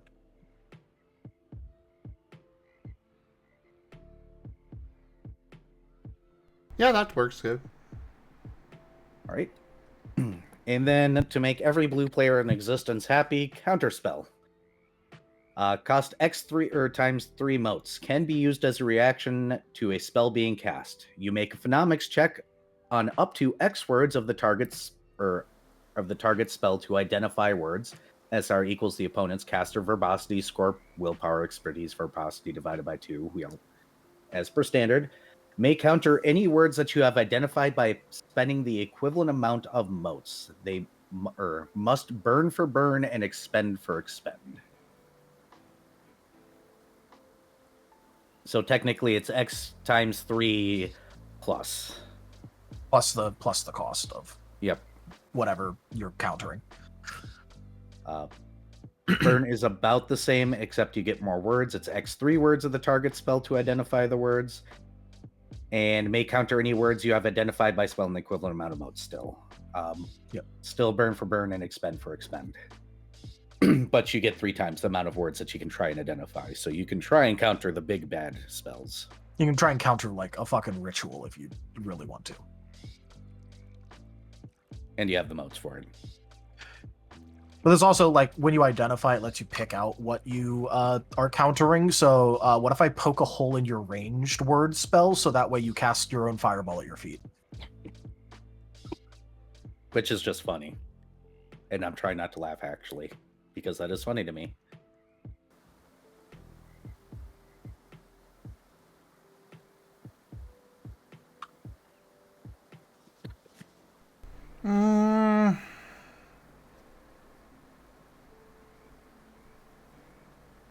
Personally, I'm feeling like this should be a opposed roll, kind of like grapple.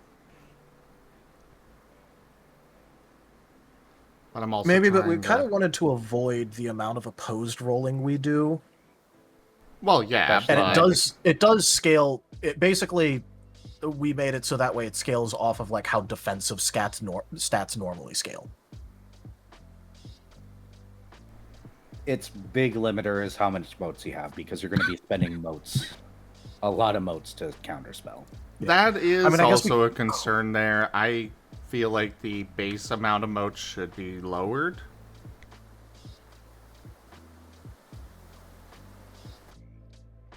The base amount of the motes is mostly because you're able to pick what you counter. You don't have to counter the entire enemy spell to make it useless. You can just, like, counter the parts that you care about, because the main point of magic is weaving together a bunch of different spells to get desired effect. So, poking a hole in even one of the words that are being made can really, really, really fuck with the spell.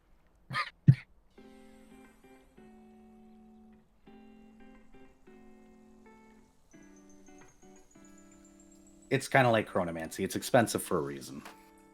We can drop it, but that's the reason why it was the cost that it is.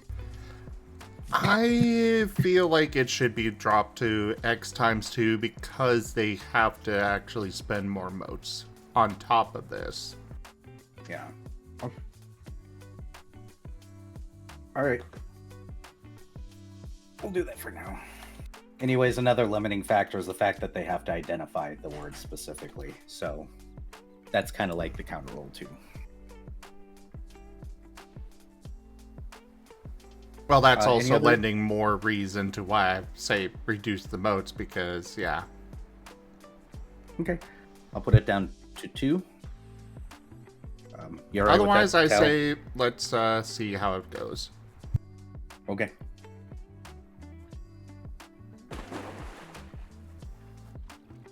Any objections, Tal? Nope. Okay. We're skipping quick spell. It's a concept, but we decided to reject it. I don't know if you want to look at it at all. But it was X time 10 motes. You may use a spell of up to X words with a maximum of X tier per word as a quick action instead of a standard. We don't need that. So it got rejected. Because at the time we didn't have any, I didn't know what the rules were going to be. So I wrote that just in case. Yeah, I'd rather reject that. So that's rejected officially. I'm just going to delete it then. Because we no longer need it at all. Retort action. Cost X time 5 motes, and this is a universal. You may use spells with this word as a reaction, can only be used for quick action spells. When taking this word, choose a trigger, such as an incoming attack, movement that triggers AOO, etc. This trigger cannot change and is subject to ST approval. But more or less, it makes it so that way with this word, you can cast a spell as a reaction to whatever you've named. With the burn version, you may use spells with this word as a reaction.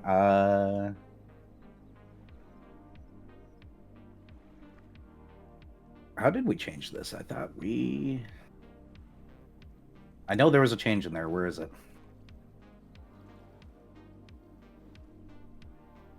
Tal, did we forget to enter something in here?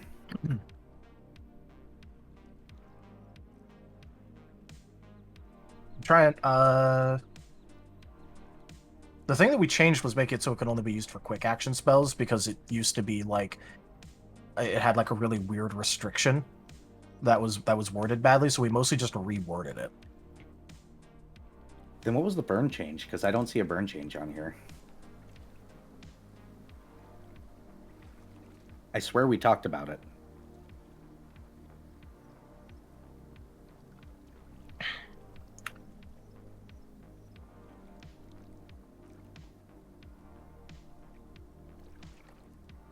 We were talking about making it be standard action for the burn.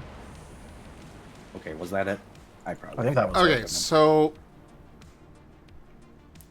is this okay? So retort is something you are casting on your turn.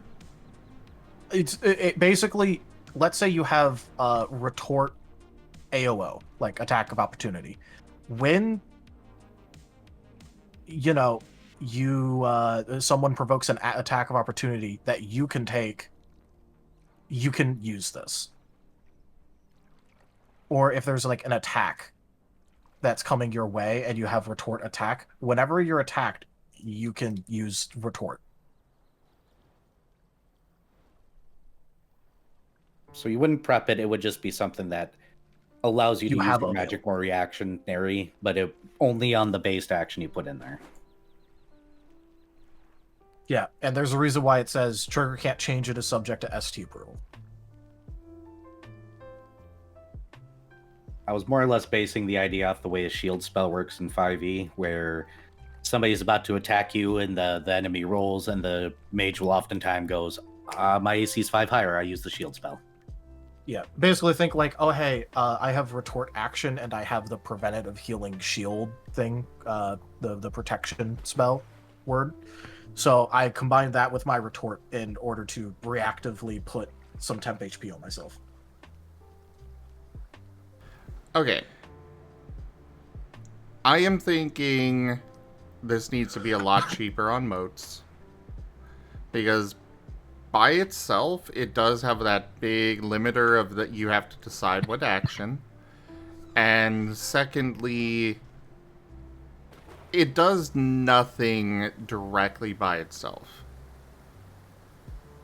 You gotta have something else with it. It does open the option for reactions, but I don't really want to go the route of like D&D and such where you have to have a Warcaster feat in order to cast a spell for a reaction. I don't like that.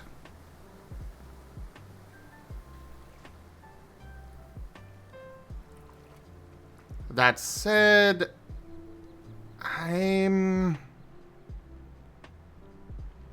I think the burn is good, standard instead of quick. And of course, this word's going to count against the word cap of the actual spell itself. So yeah, I would say reduce the motes to maybe 2. I personally might argue 1. The part that's worrying about that is how cheap it also becomes to make a spell that you cast with a reaction anytime someone attacks you, and you just attach like range and power to it. Retort range power. And anytime someone attacks you, you just immediately, as a reaction, attack them back for free. Well, just with like a little bit of mode cost. I don't know if we want to encourage that, because you can also do the same thing with like applying a shield to yourself every time you're attacked. I don't know how much we want to encourage that. Motes being a limiting factor. If we want to drop it, do we want to mid-range it and put it at 3, so that way it's not the most expensive, but at least has a bit of bite to it? I would be okay with 3. Alright. Get in there. Whop. Because the cost of it was mostly to prevent spamming. Yeah. Being able to spam it with like reactionary initiative feat in order to gain a bunch of like extra reactions. So, you have like maybe like 2 retorts and then like everything else, and you just like have coverage for a bunch of different scenarios that you can just reaction spam on. Which I guess you can still do even at like cost 3, but it's just less free. But if I'm able to do, quick action retorts as like for 1 mode, like I'm spamming that all day, every day. Yeah. Granted, you only get 1 reaction a turn, but Reactionary initiative makes it so that way you have the same amount of reactions as your skill and initiative. oh, true. Yeah. Yes, So, but you can also, I will also bring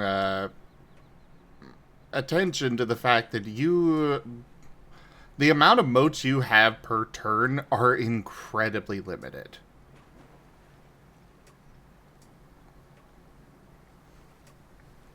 Like, Yeah, but you max out... You max out all 3 skills, and you have 15 motes. You have, even at the end game, you've got a tier 6, a tier 6 vessel you got 60 motes. 75 total.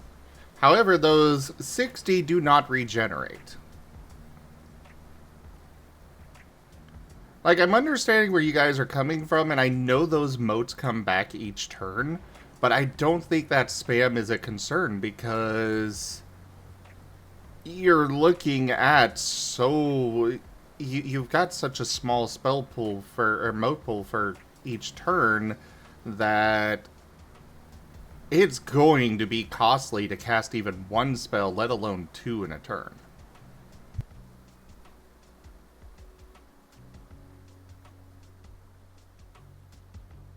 I mean, if we want to keep it at 3, we could keep it at 3. I'm just pointing this out because, I know we've got a lot of these effects that do deserve to have a high cost.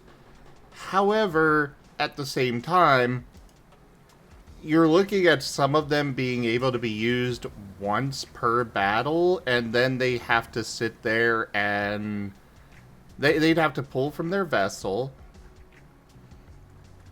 Like, for example, the Resurrect. Let me get up there.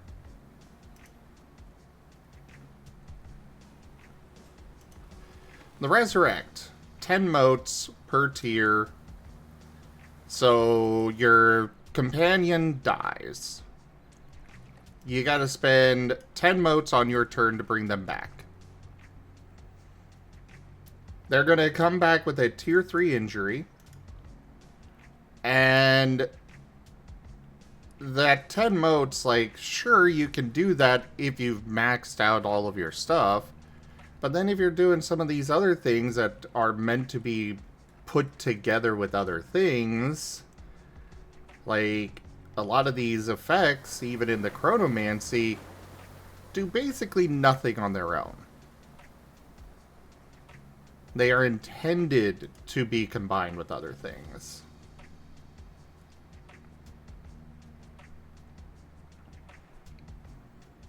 So I want to point that out and remind you guys of that.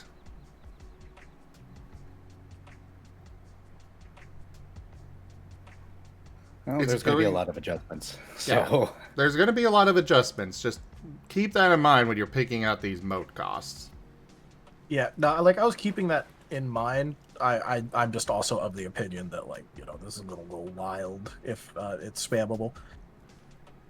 I guess we'll see how people use it, more or less. And if it becomes a spam issue, raise it up. I'm saying it's not going to be as spammable as you guys think. Okay. 3 it is for now? Yep. Okay. All right. You good, Zim, with 3 for now? Yes. All right. Next is create weapon. X times 5 motes. Create a weapon of X tier or less for X rounds. This weapon always has the average power for its size, type, and tier. It can have traits as per usual. These weapons cannot have any traits that cost XP, however, can concentrate. And the burn is different. It not only lasts for minutes, the weapon always has the average power for its size and type, can have traits per usual. These weapons can have additional traits that cost XP, can concentrate. So if you burn it, yes, you can have your fire sword. If you don't burn it, you can't have your fire sword.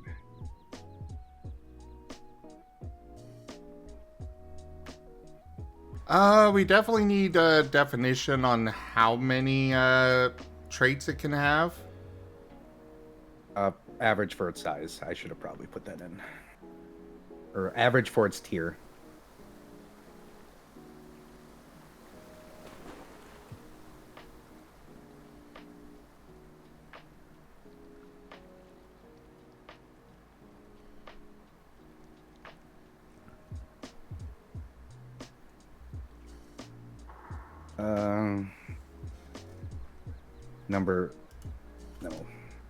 Number equal to?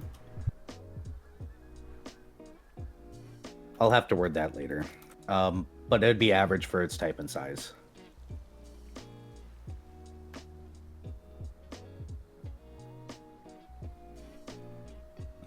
traits per its tier and size as per usual.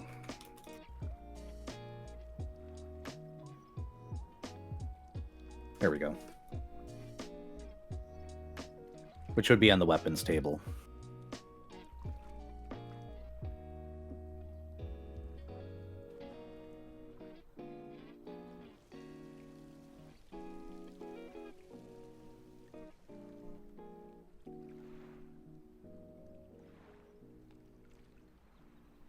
Did we want to put in a marked XP amount? Because that varies a lot. It does, and that's the concern about being able to have additional traits that cost XP, is we need that defined. Because otherwise, so you technically could just basically put all the traits on there. Yeah, well, because the thing is that we wanted, as a part of weapons, being able to, like, if you pick up an analogous weapon, like, you know, like, let's say you put a bunch of XP into a longsword, and you pick up a different longsword, you'd be able to use the traits that you bought on the EXP traits that you bought for the other longsword on that one. So this was, I think this was made with that principle in mind. Primarily, yeah. yes, but also small additions. Did we just want to make it up to what the user can handle or something like that? Some wording like that?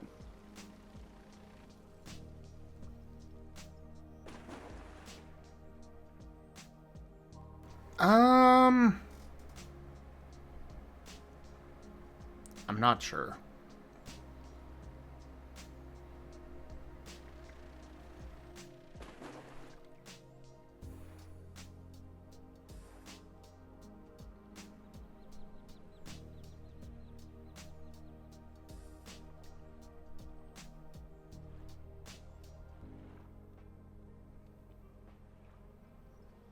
I say Yellow we it for now? shelf this one for now. I'll throw it in yellow. Yeah. Shelf it for now. We'll consider it another time. All right. Next is create mundane. X times 3 motes. Create a mundane object with no special properties of X tier or lower for X minutes. These items perform all the basic functions of their kind. Can concentrate, cannot make make consumables.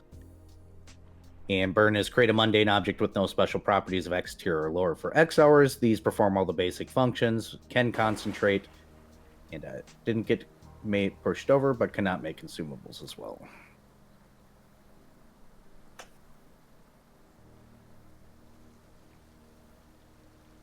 I like that one. I think we wanted that one to be allowed to make consumables, because you're burning for it.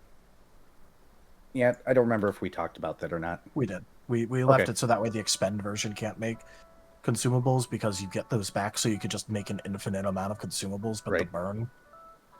Let's make sure that should it be non-magic, or cannot make magical consumables. Is that better? Maybe, but it does say you have to create a mundane object anyway. True, but sometimes you have to be specific, otherwise people go, "Will I make an alchemist thing?" And it's like,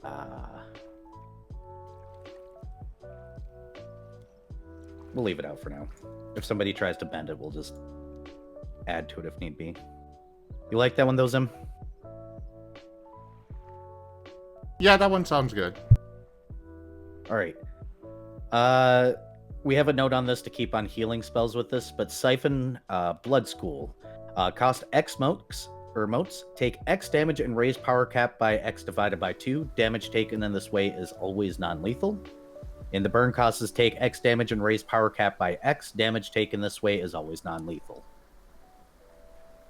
You wanted to use the funny version of the spelling of the word siphon. Yes. For You this, said it looks cooler. for this, I would say the damage cannot be healed, except through a rest. That's a good way of putting it. Okay. Similar to burn for, kineticus. And that way we don't have to worry about healing spells with it, because, And then same with the burn, correct? Correct. There we go. Damage cannot be healed outside of a rest. Okay. I'll pass on that one.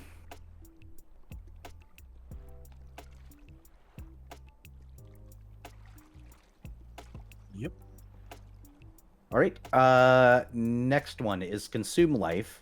Cost X3 motes. Cost 2 power cap. Recover motes used in the casting of this spell of up to X 25% of damage dealt. Only works in living targets.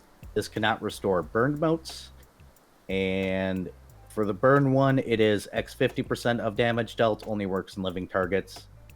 And this one allows you to move excess motes recovered into your vessel if desired. Still cannot restore burned motes, though.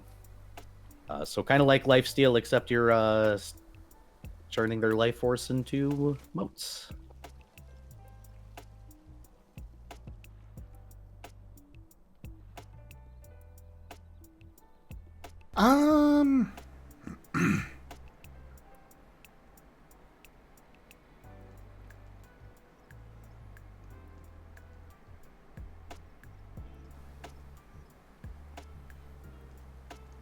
I like this.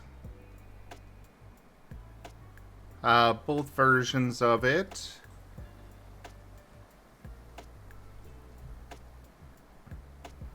I do have some concern about the costs. I don't know, that might make sense.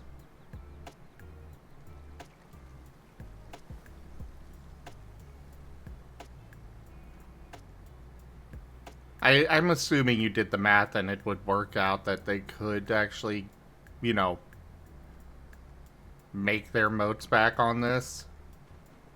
Here's another thing to think about. This with lingering. Fair. Yeah. I matched it with Lifesteal word for word, except you get motes back. It's a little bit more powerful, so I think I just bumped up the cost of the initial cost a bit.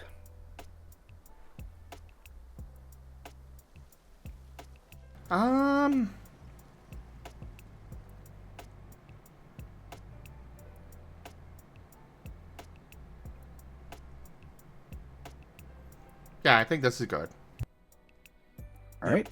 The lifesteal has like almost no mote cost, but this refunds your motes, and it's pretty easy to like make a spell where like it basically just acts as mana drain. I am now going to like put a lingering spell on you with this, and it's going to sit on you, and I'm going to get a bunch of free extra motes every turn until that gets cleansed.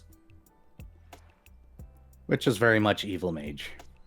Yep, especially if you put Forbid Cleanse on the spell. You are now my mana battery. Another Chronomancy one coming your way then. This one is Indebted. It does cost X times 10 motes, but as you cast the spell with up to X words, you can pay the mote cost for these words on your next turn instead of this turn. All words in the spell must be cast in their expended version as a limiter. Burn is the same, but it gives you the choice of burn or expend specifically.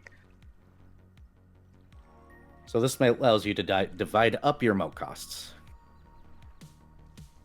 Yep.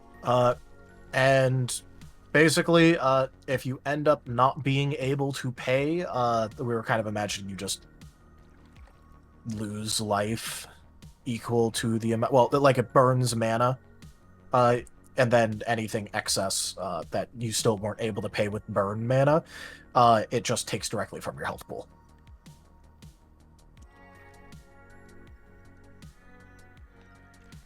So, make sure you have enough mana next turn, or you're probably going to be eating some dirt.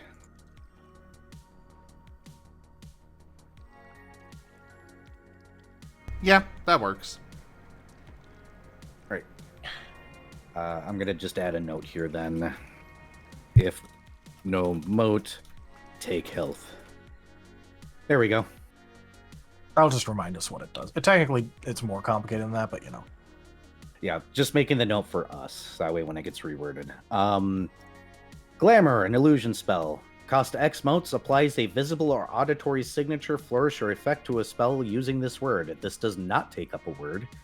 And its burn is applies the same, and it may last for up to X hours afterwards. So you can have your little visual signature do little pretty things after you're done casting if you really want to put on a show. Or if you feel like being a magical racist against the Muggles, you can dark mark an area.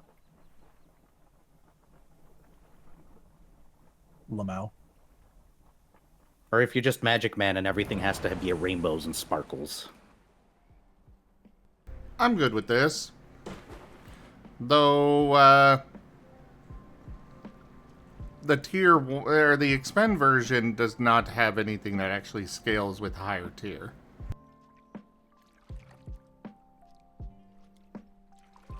Yeah. It did initially, but I think we removed it because it's glamour. I would We put could have it in... be up to X of X. Could do may last up to, I don't know, X minutes. Okay. So if they wanted to last longer, they can.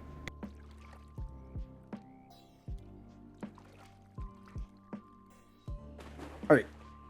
We good with that, Tal? Yep. Neat. All right. I think we can get rid of the... Here comes your basic barrier spell. X times 2 motes creates a magical barrier that is 1 inch thick with X times 2 durability and X time or divided by 2 negation. This lasts for X minutes until destroyed. It can concentrate. And the burn version is X inches thick with X times 4 durability and X negation and lasts for X hours or until destroyed or can concentrate. It is your very basic mage puts up a little magical wall doodle.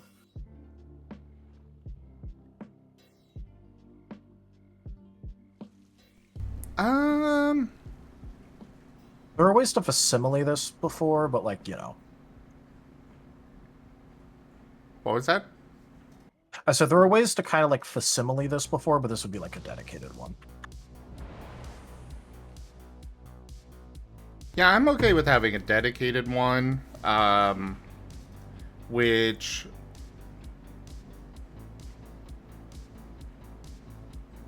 Yeah, I like this one. All right. Moving on, we have Wall of Material. Of course, the material has to be chosen at time of creating or taking the word, but cost X times 5 motes can create a wall made of material equal to X times 5 inches thick and X5 or times feet or X times 5 feet tall. You can make a wall of named material up to X tier. This lasts for X minutes or until destroyed. Can concentrate. Material must be decided upon taking the word. The burn version is X times 10 thick or 10 inches thick and X times 10 feet tall, and up to X tier still, and X hours instead of minutes. With the burn version, you can also leave openings. So this would use Tal's table, material table, but you would choose the material it's made out of, choose its relevant tier, and then apply the durability and negation from there. But this would allow you to make a wall of stone, steel, etc., etc., etc. So on and so forth.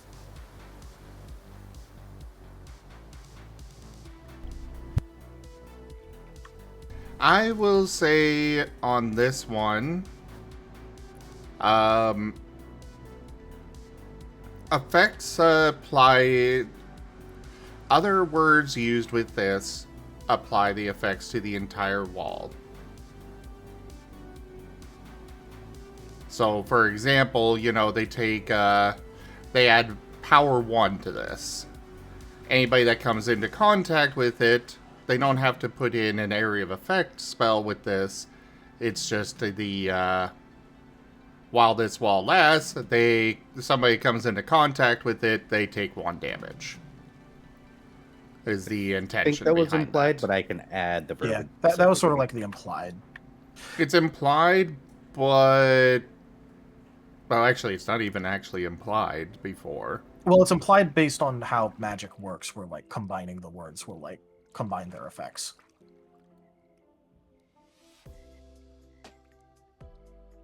Yeah.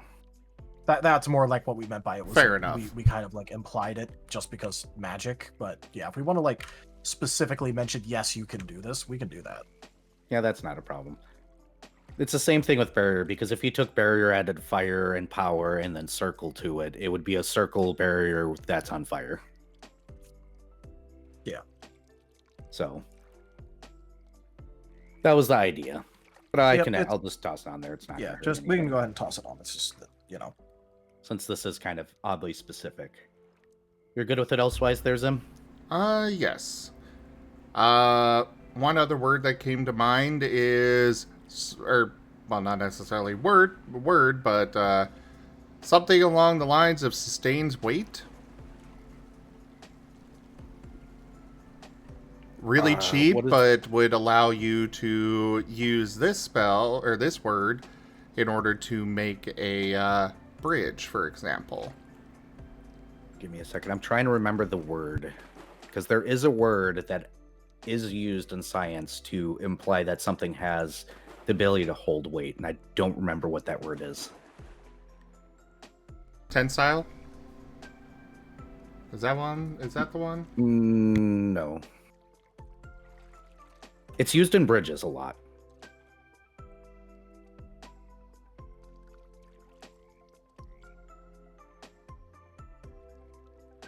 There is a word for it. I just don't remember. Or it might be an engineering term.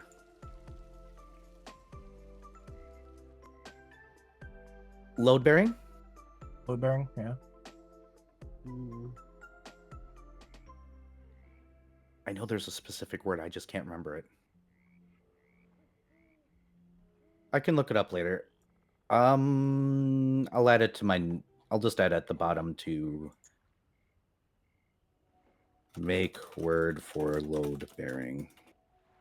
Or the actual word for that.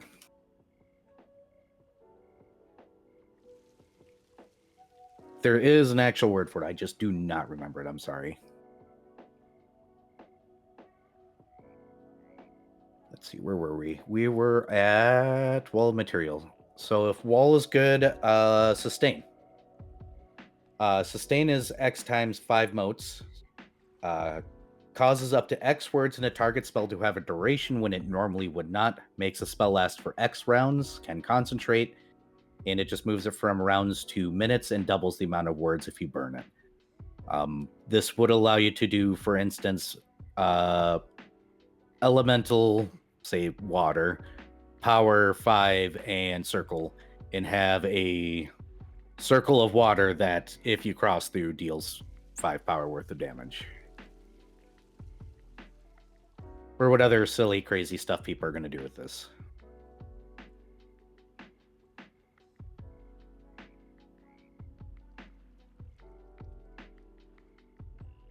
Also, I know it's really similar, but you might have been thinking about the term load capacity. Maybe? Because that's how much it can hold. Either way. I'll look later. I'll just watch a bunch of bridge engineering videos, and I know the word will come up at least once.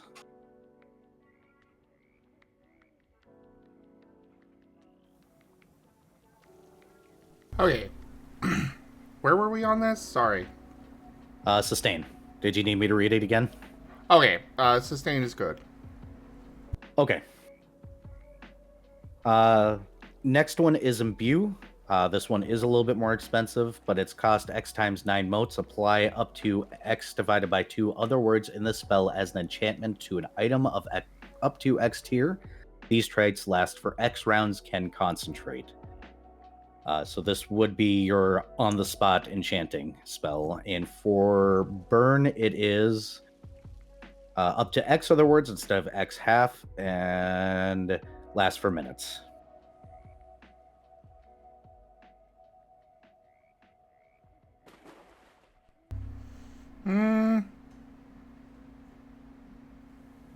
Yeah, that one looks good. All right. Next one then is Drain Magic. I think we can get rid of the question mark because it's currently listed as universal. Cost X times 5 motes, power or reduces power cap by 2. Drain X times 3 motes from target. Motes taken in this way are considered expended. You regain a total amount of motes drained in this way, however, they cannot replenish burnt motes. It's X time or drains X times 3 motes for the burn version. Motes taken this way are considered burnt when you steal them from your target. Regain motes drained, and this does replenish burnt motes you may drain from the target's vessel. It is not mana efficient. You know, this isn't like a mana steal. This is I don't want you casting.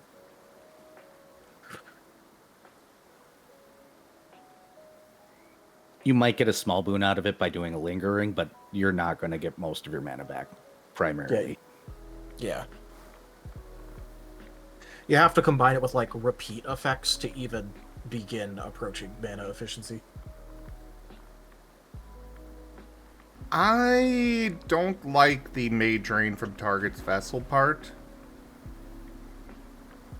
I think for the burn version, it's just motes taken in this way are considered burnt. I think that is sufficient there.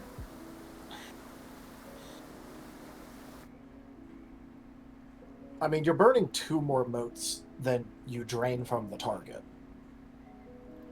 What's the downside of allowing them to drain from the target's vessel? It just feels weird to me that they can drain from an object that I guess it's draining from an object that the person is attuned to in a magical sense. Because remember, you got to attune to your vessels.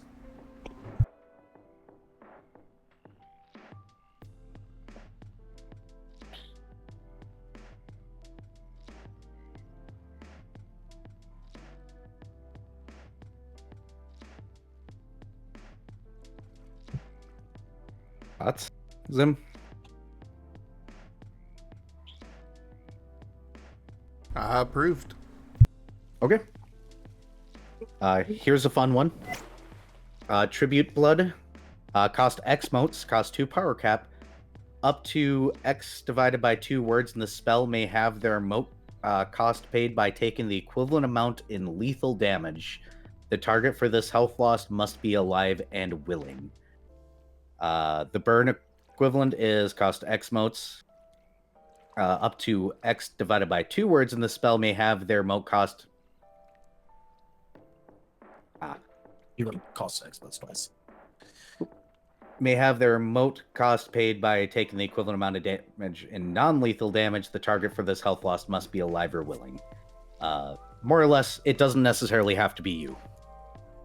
It does not have to be you, and the burn version doesn't take power cap. I say that it, once again, cannot be healed outside of a rest.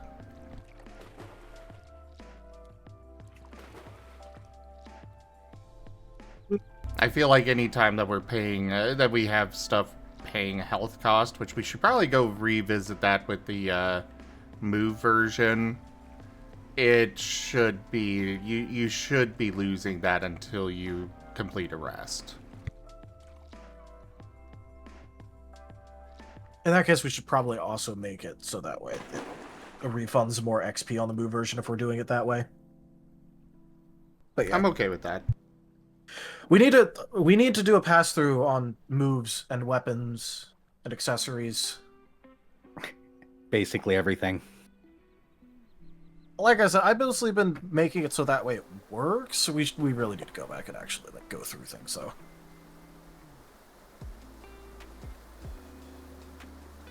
All right.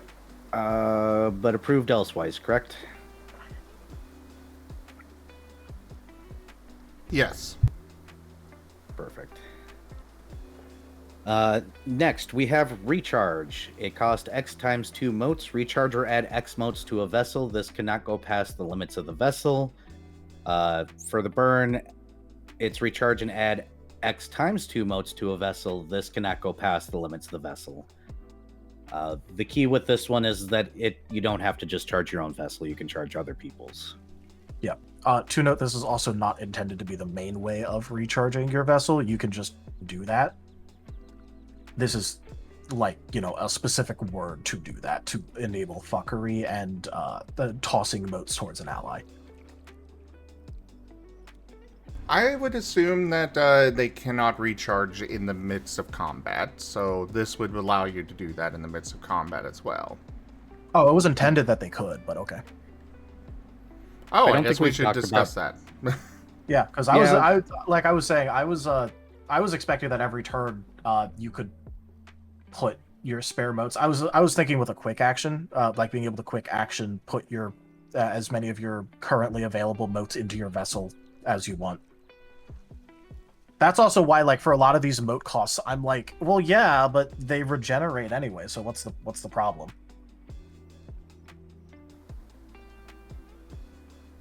Because otherwise, if they can't put spare things into their vessel in the middle of combat, it kind of turns it into coughing baby situation where it takes forever to get their vessel back to being able to cast any of the big spells again. Yeah, Even which if is you're- why I even was if you're looking only at some of casting the these. expend version. Which is why I was looking at some of these and being like, "Geez, guys," because I was operating off of these. I thought it was, you know, you can't recharge your vessel mid-combat, so I thought it was only during rest, actually. But Oh no, like it even specifically it does say that vessels do not recharge naturally. Instead, you have to put motes into it. yeah, it doesn't actually say anything. It says on how. vessels do not recharge automatically at the start of your turn. Though more specialized ones may slowly naturally regenerate motes. Instead, you may store motes in your vessel for later up to its mote capacity. Yeah, but it doesn't do more details on that. Yeah, but So- the intent was for it to do. I'm gonna put with quick action. Because that was the intent of it. That it would be like, you know, you just have to dedicate some focus to pour your motes in there. Okay, that makes it a lot more useful. Yeah, that was the intent of it. That was never communicated, though. So we, you know, assumptions on both ends. Well, now with that in mind, yeah, a lot of this is looking a lot better. Okay. I'm just sitting here like, God, you guys want them to just have no motes after one spell and be useless until the next day. Like, jeez. Okay. So, recharge. I am good with that. All right.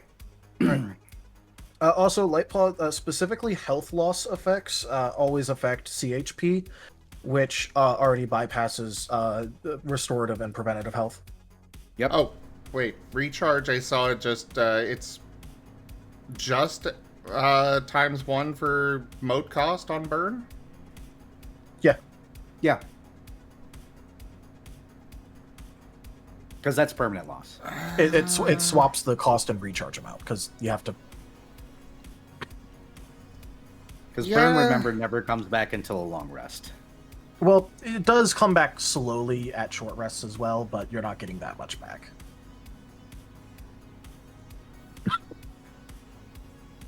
On average, you're recovering, like, for most casters, it's going to be like 4, maybe, on average 3 or 4 for your average caster.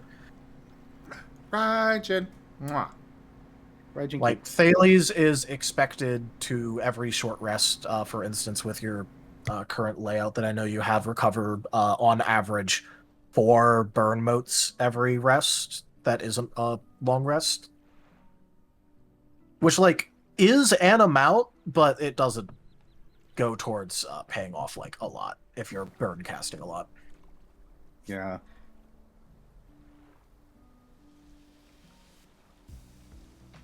And you can unfortunately break your own vessel with burn costs, so... Yep. But that's part of the intent. Yeah. You can have multiple charged vessels sitting around, you just also need to take a rest to attune to the other ones. Also, Lamau, the hilarity of walking around with multiple charged things where if anything goes wrong, they totally won't explode on you with a bunch of magical capacity and power stored within them, right, guys? No, why would that ever happen? Yeah. But if Yeah, With I that- can accept that, yeah. Alright, cool. With that being good, next one is Amass. Cost X motes. Amass X motes for up to X rounds to be expended at your next non-amass spell. You may hold a maximum of X or 3 times your sagacity motes at once. Motes stored in this way cannot be used on a burn cost, requires concentration. If concentration is lost, all amassed motes are consumed or considered a botch. I'm a charge of my laser. When the magic caster's standing there waving his arms and chanting ominously for a few rounds, and, Yep. you let them cast. For the burn, it's X times 2 motes. Amass X times 2 motes for up to X minutes. Can be expended at your next non-amass spell. 5 times sagacity for motes held at once. And pretty much the same thing. You gotta concentrate, and amassed motes are lost or considered a botch if you lose concentration.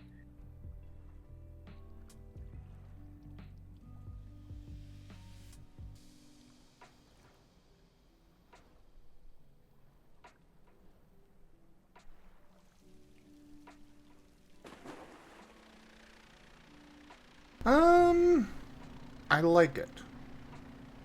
Yep. It's literally when the caster's standing there waving his arms and chanting ominously at you for a few rounds as he just like gets a bunch more magical power. You gui gui gui wee sao. Yep, and then someone shoots a crossbow bolt directly into his gut and he drops it and explodes. To note, we should also put into this that do we want catalysts to protect you for amass spells, or do we want it to not? Because I know for rituals, catalysts don't protect you because you're I the would say no. catalyst. I would say that Catalyst will put in the Catalyst itself that it only protects you from a more standard botch. If something specifically causes a botch, it is not able to protect you from that. I would add the caveat, unless the word is on the catalyst. Unless what? Unless the the word is word- from the catalyst. Oh, well, yeah. Like, if you have an amass catalyst, that's pretty funny, but also, yeah, it makes sense at that point that if the amass botches, it breaks the fuck out of the catalyst instead. I could honestly imagine amass being one of the most common words put on a catalyst, though. Amass, range, both of those Yeah. are really good options for popular catalyst. If you want to be a little demented damage dealer, put fucking a bunch of power on your catalyst. Every spell will deal damage. This is my SWAT stick. All right. This one did get rejected. Stockpile Automacy, cost X motes, store X motes, an object for X rounds. It was more or less a temporary vessel idea, similar to a mass, but instead you use objects. It did get rejected though. I rejected it for a very particular reason. AoE spelling a bag full of pebbles. Which is funny, but I think you can immediately see the problem with that, though.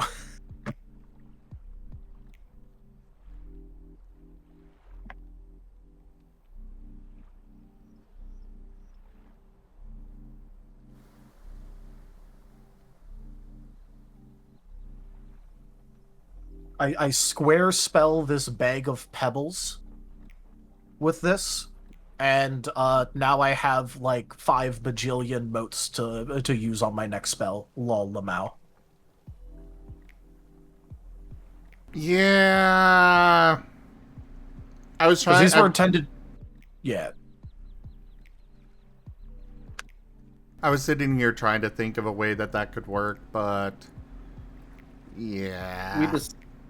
Yeah, me and Tal discussed it, but that dumb little exploitation makes it go. Like, I could Yeah. see us maybe limiting what you can store it in. Like, maybe you have a proper automaton with you that you could store into. I think if we go that route, maybe. And we could also make a version with undead as well. Yeah. Do you It's want me just to this version. No. Yeah. Okay. I'll leave it here so that way that can be workshopped later then. Yep. But for now, it's just going to sit. Now for new spells that not even Tal has looked at yet. There's only 2. I wasn't sure if what school to go with on this one, but it's Shatter. It costs X times 2 motes and costs 2 power cap, but ignores X negation / hardness on target item. And its burn I think I is... prefer automancy for this because you can use it to fix things, you can use it to break things. Yep. We could do automancy. I was leaning that way, but I was like, man, now we got a bunch of automancy spells. Oh no. I feel kinetics, maybe. Maybe. Maybe- I'm just leaning automancy because that's where we put the repair spells. Yeah. Alternatively, what's the other one? Alteration could technically also fit here. Yeah, that's true. But we don't have anything in alteration right now, so I don't know if we want this to be the one alteration spell. Alteration doesn't feel right to me for this. I feel put it in kinetics. Because while, yeah, we've got the mend one in automancy, that doesn't necessarily mean... Because automancy is very much, build with objects. Create life from objects, etc. So, it feels more kinetics for this. But here's the one thing that I wanna ask about this. Does this mean that we are looking to... Because this is interesting, but it's also kind of a worse version... I guess not a word. It's a side grade version of penetration that exists on weapons currently. Do we want to? Because I know that was intended to be one of the ones that was more special towards the weapons. Do we want to expand out effects like that and include it in other things like moves and magic and might?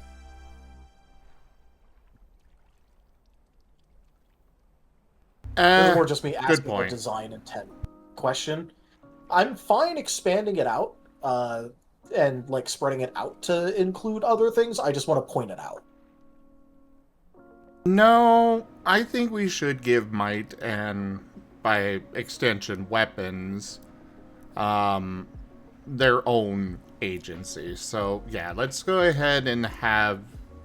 I say we axe this. It does work slightly differently, and I can definitely understand wanting to have something like that in Magic. I just wanted to check our, design principle there. No worries. It's one that I came up with the other day.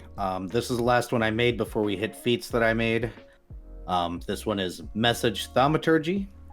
It costs X motes. You may send an audible message up to X5 words to a target you are personally familiar with. You must have a positive relationship with the target and at least a basic connection. AKA, you must actually be on friendly terms with the person. You can't use this to telemarketer the BBEG constantly. Yes, specifically. That is its expend. With its burn, you may send a message of up to X5 words to target you are personally familiar with. And after receiving the message, they may respond with the same amount of words. So they get to actually say something back. You must have a positive relationship with the target and at least a basic connection.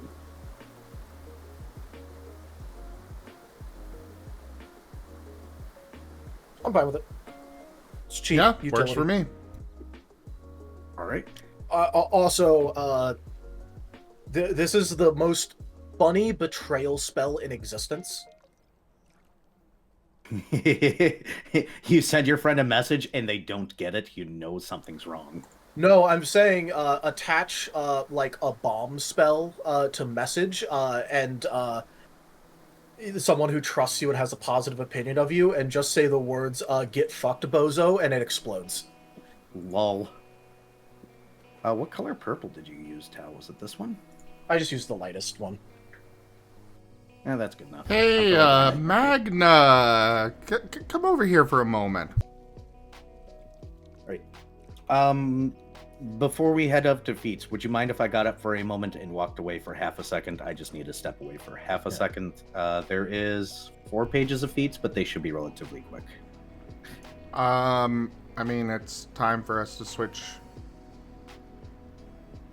As I thought we switched at 9:30. That's for Wild Traditions. Oh. Yep. Dang. Sorry. I think for the feats, I'll look through these. Tal, you look through them, and we'll go that same route. If we all approve, great. If not, we can discuss it and potentially include them in the next update. Yeah, I'm gonna do.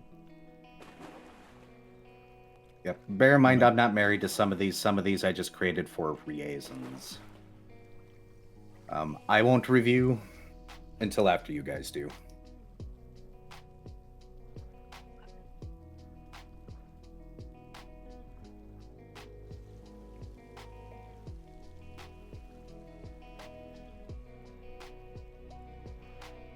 Right.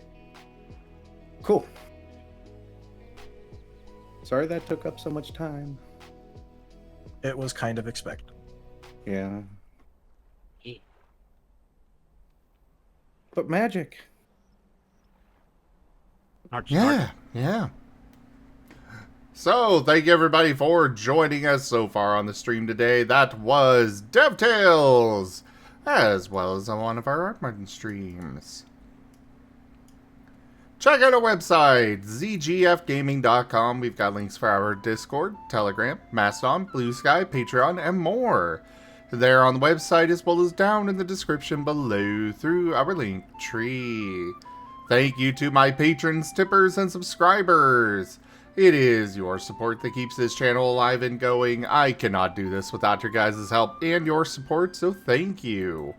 Consider becoming a patron over at patreon.com/zgfgaming. It's one of the best ways to support the channel, though you can also do so by sharing the stream around, grabbing packs of cards to stream loot, using our Humble Bundle partner link, or tipping to the channel directly. Don't forget that you can get some art today from tipping to the channel, and we really need that support. But for now, thank you so much for joining, everybody, and I bid you the most fondest adieu. Bye bye. Bye-bye. everyone.